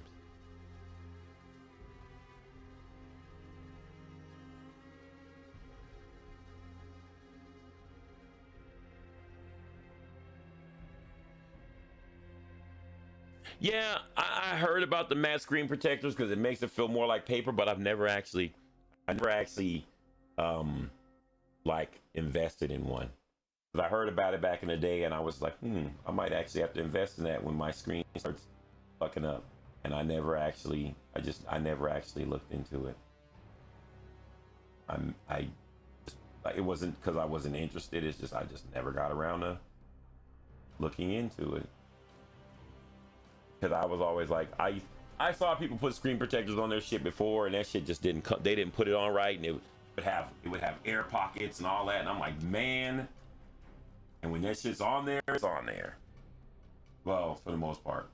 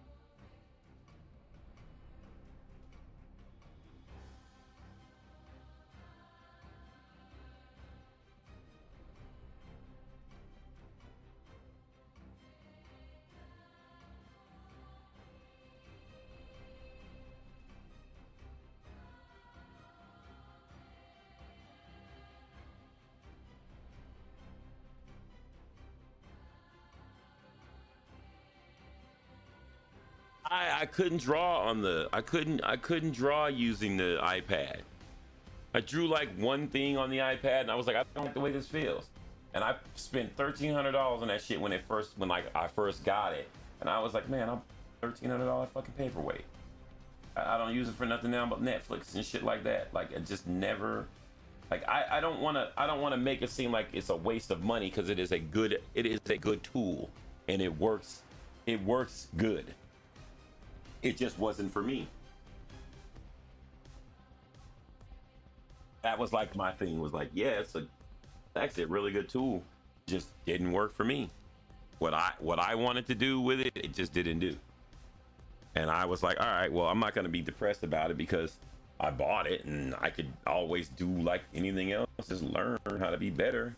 You know, it definitely isn't the tool, it's me. But I was like, this isn't, I told my stream, like I asked my stream, I was like, should I buy another digital tablet before I got my Cintiq? I was like, should I buy a digital tablet? Or should I build a computer for my Cintiq? No.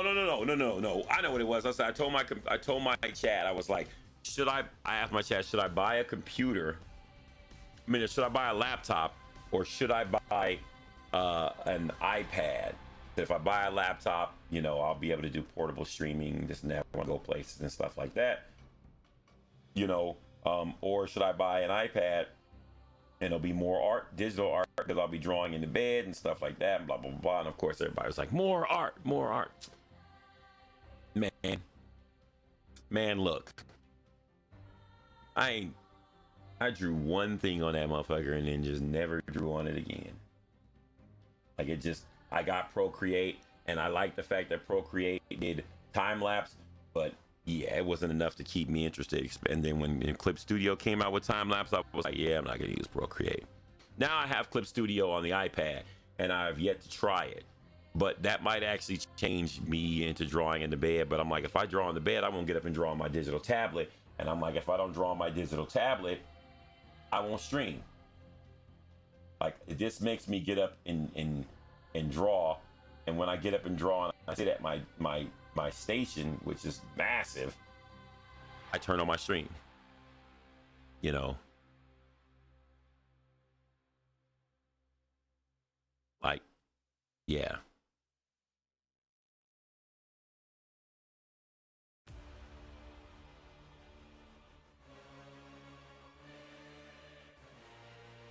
I'm 47.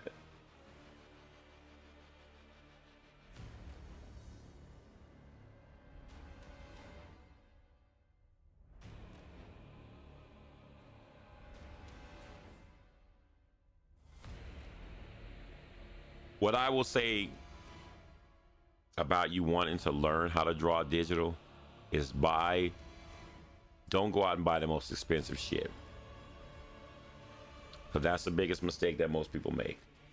And everybody says they're not going to do it, and then they go and do it anyways. But going to buy the most expensive shit isn't going to make you good at digital art. And if you don't know how to do regular art, buying expensive shit isn't good. My son does this a lot, and we argue about it a lot, where he'll go and he has to have the clearest monitor, and he has to have newest this and that, and his art skills aren't where they're supposed to be. So having all that shit, you're still gonna be not a good artist. You know what I mean? Like, good, again, it's in the eye of the beholder, but you don't need a bunch of equipment to make you better. The equipment is literally just a tool. And man, I don't know how many times I have to keep telling this kid that he don't get it. Like, buying a 4K monitor isn't gonna make your art better. You're just gonna have shitty art on a 4K monitor. Like, you know what I mean? Like, get good at whatever you're using. Your equipment doesn't determine how good you are. Because a good person can draw and can work with anything, because you're an artist. It's just a medium. You know what I'm saying? Like, it's nice to have the better stuff, but don't use it as a handicap. You know what I mean? Like, I can't draw unless I have the best. And nah, you can't draw. Like, the best isn't gonna make you draw better. It's just gonna. It's like you thinking that you're gonna run faster because you have a new pair of Nikes. Nope. What would you recommend for a beginner? I have no clue. Like, what do you mean? Like, what would I recommend? What? Actually, what I would recommend is don't ask a professional person what to get if you're a beginner. But at that same time, get an iPad. It's cheap. It's everything you need in one. It's multi-purpose. Like, get an iPad. Do not go and buy a $3,000 digital tablet when you don't know how to do digital. An iPad can be used for other things if you decide you don't want to do digital. I would say get an iPad. And then when you decide you want to do digital, upgrade to a digital tablet. Do not get a tablet like that, like I have, because you don't know if you're going to do it and you'll never use it for anything else. This is literally just a monitor that you draw on. But at the same time, asking people what you want, what you should get, they're gonna give you what they think you should have, and it may not work for you. You know, do your own research and figure out what works for you. Like that's part of the journey. And it's like, oh, I've never done digital before. That's why you have to do your own research. It's part of the journey. You know, you don't ask if you start asking other people what you should be doing in digital, you're gonna end up just like I was. You're gonna hate digital because they're going to tell you what they do from a professional standpoint. What you need is you need to approach it from a beginner's standpoint with other beginners. Once you get it from a professional standpoint, like, you're gonna stress yourself out. You're going to literally stress yourself out. It is overwhelming for like the first 2 years, and then after that, it's just like you probably won't want to do traditional anymore. Me, I do tattooing, so you know that's like my base in traditional. But I don't like drawing on paper anymore. It feels weird. Feels like how I felt when I first started drawing digital. I feel restricted too. Like, fuck, I gotta draw on this piece of paper. Well, I'm gonna have to chop this thing down to a little, like, instead of me drawing this full pose, I would draw this on the paper because I'm used to drawing bigger and then like zooming in and drawing details on a bigger canvas or whatever.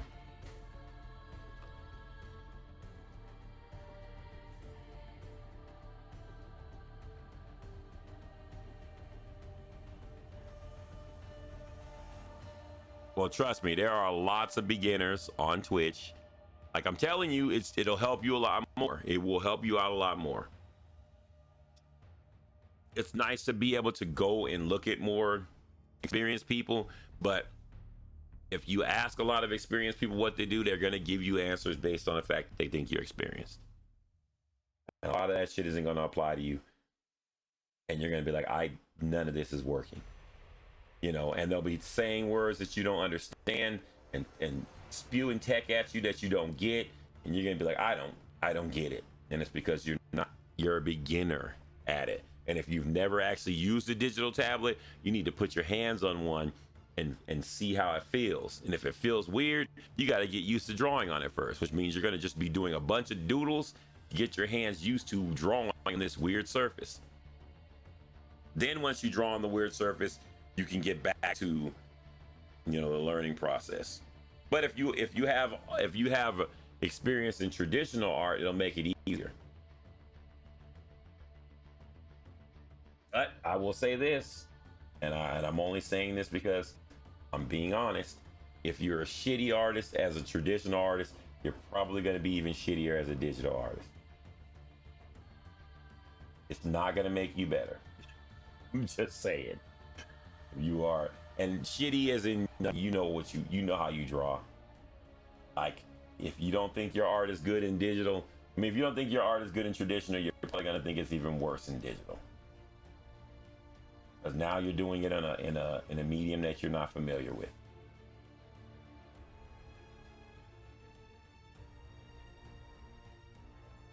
But at least you won't have to buy paper and stuff like that anymore. And brushes and stuff like that. So now you can do shitty art without wasting money.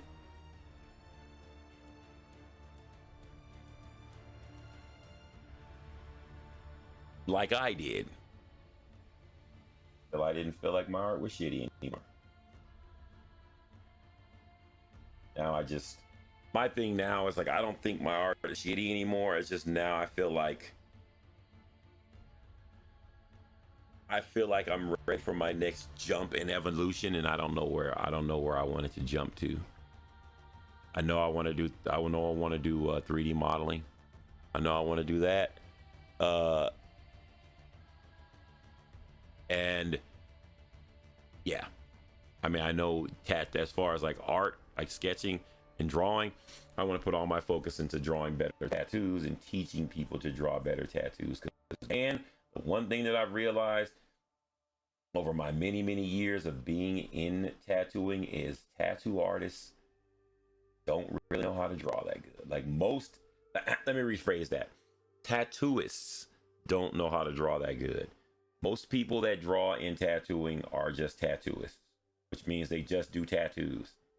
They don't try to become artists. They just try to make tattoos, you know.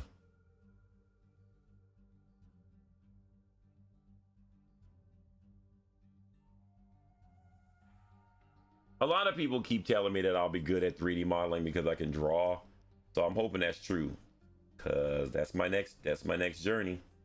I already have the program and stuff. I have to literally sink my teeth into it, and the only reason why I haven't yet is because I'm still working on this book. Exclamation point book in the chat for any of you guys that want to check it out. There is a free copy. What I'm working on now and what these sketches are for the it's for the physical copy of the book.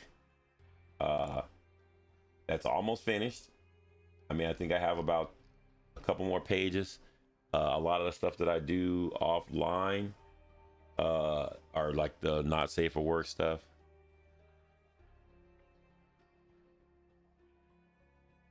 I'm using ZBrush.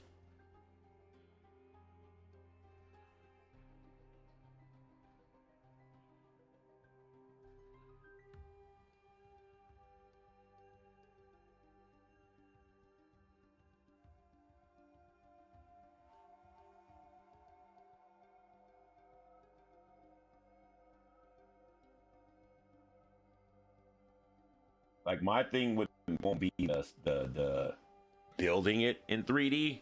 It'll be getting used to using the program and finding out all the tools and stuff like that, you know.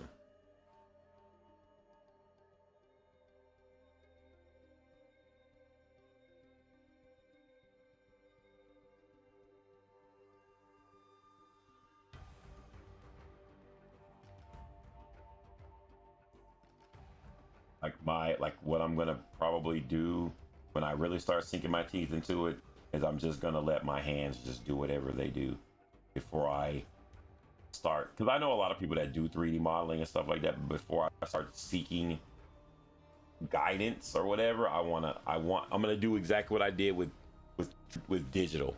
I'm gonna step away from everybody telling me what to do, and I'm gonna just kind of figure shit out on my own. And then once I get to a certain point, I'm gonna be like, all right, I'm here now. What can I learn from this person? You know, and like, but I'm not gonna ever do it on Twitch. I've already summed that up. I am not doing digital on Twitch, because like doing digital on Twitch is, yeah.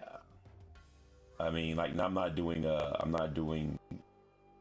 do 3D modeling on Twitch, because it's the same way we're doing digital on Twitch. Doing digital on Twitch was probably a big mistake. It was a big mistake. When I do digital on Twitch, I will already be the digital person that I want to be, or when I keep saying digital. When I do 3D modeling on Twitch, I will already be the 3D modeler that I want to be.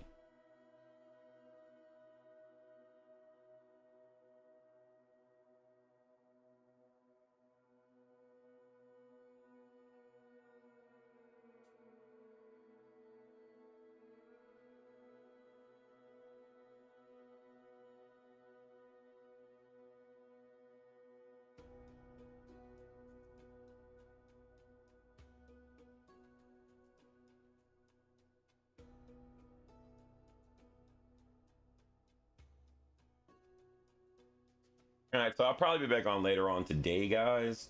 Working on more of this. Damn it.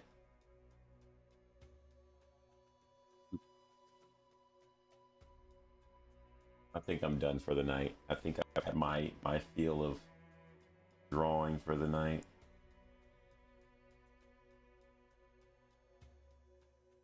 But I'll probably pop back in the middle of the day.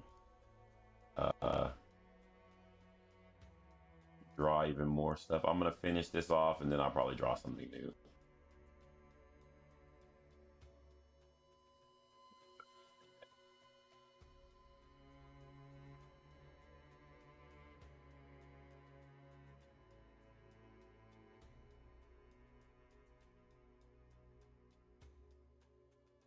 I need to move it over so I can add wings to it.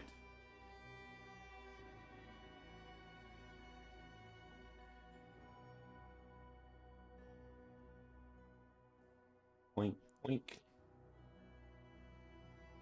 Well, thank you for all the follows, guys, and all the new people that join me. Thank you for everybody that usually hangs out and watches me draw. I know it's a weird time of day to be drawing or whatever. I usually don't draw at this time, but I just kind of woke up and wanted to stream because I haven't streamed in a while. Yeah. I'll be on later. Doing the same shit. I was gonna play video games this weekend, but I've realized I haven't drawn in a while, so I'm gonna draw. I'm keep working on images for the art book. You guys, again, if you guys want to check out the book, exclamation point book in the chat. It's free on Gumroad. If you want to donate and help with the cost of making the physical copy, you can do so there. And also, if you donate and you want your name in the book, just show me proof that you donated when you buy the book, and I'll put your name in the book, in the back of the book. I have a space. I have pages in the back of the book. I can't really show you guys because actually, yes, I can.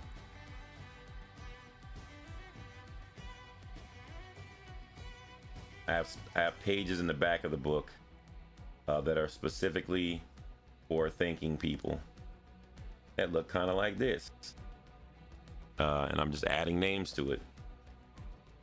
So, you want your name immortalized in the physical copy of the book? You can download the free version of the book, exclamation point book in chat, and donate, or you can just get the book for free or whatnot. Actually, you can also join a Discord, exclamation point Discord in the chat, and you can check out all my social medias, exclamation point social. But all of my not safe for work stuff and things like that is usually posted on my Patreon. I don't post any of my stuff from my book on social media. Usually that stuff is all Patreon, exclamation point Patreon in the chat. If you want to see a lot of the finished versions of these art and stuff like that, and the not safe for work versions, because most of these have not safe for work versions. Like this is actually supposed to be a not safe for work drawing. I just haven't finished it because I can't draw the not safe for work stuff on stream. Same thing with this one. This one's gonna be not safe for work too. So on and so forth. But I always draw the safer versions on stream and then save the extracurriculars for off stream. But I will see you guys later on today if you're around. And if not, I will see you next weekend when I'm off again. Luckily, I only work 3 days this week, so my next off day will be Wednesday, and I'll probably stream. And as always, ladies and gentlemen, life's a canvas. All you need is ink. I will see you guys later on today.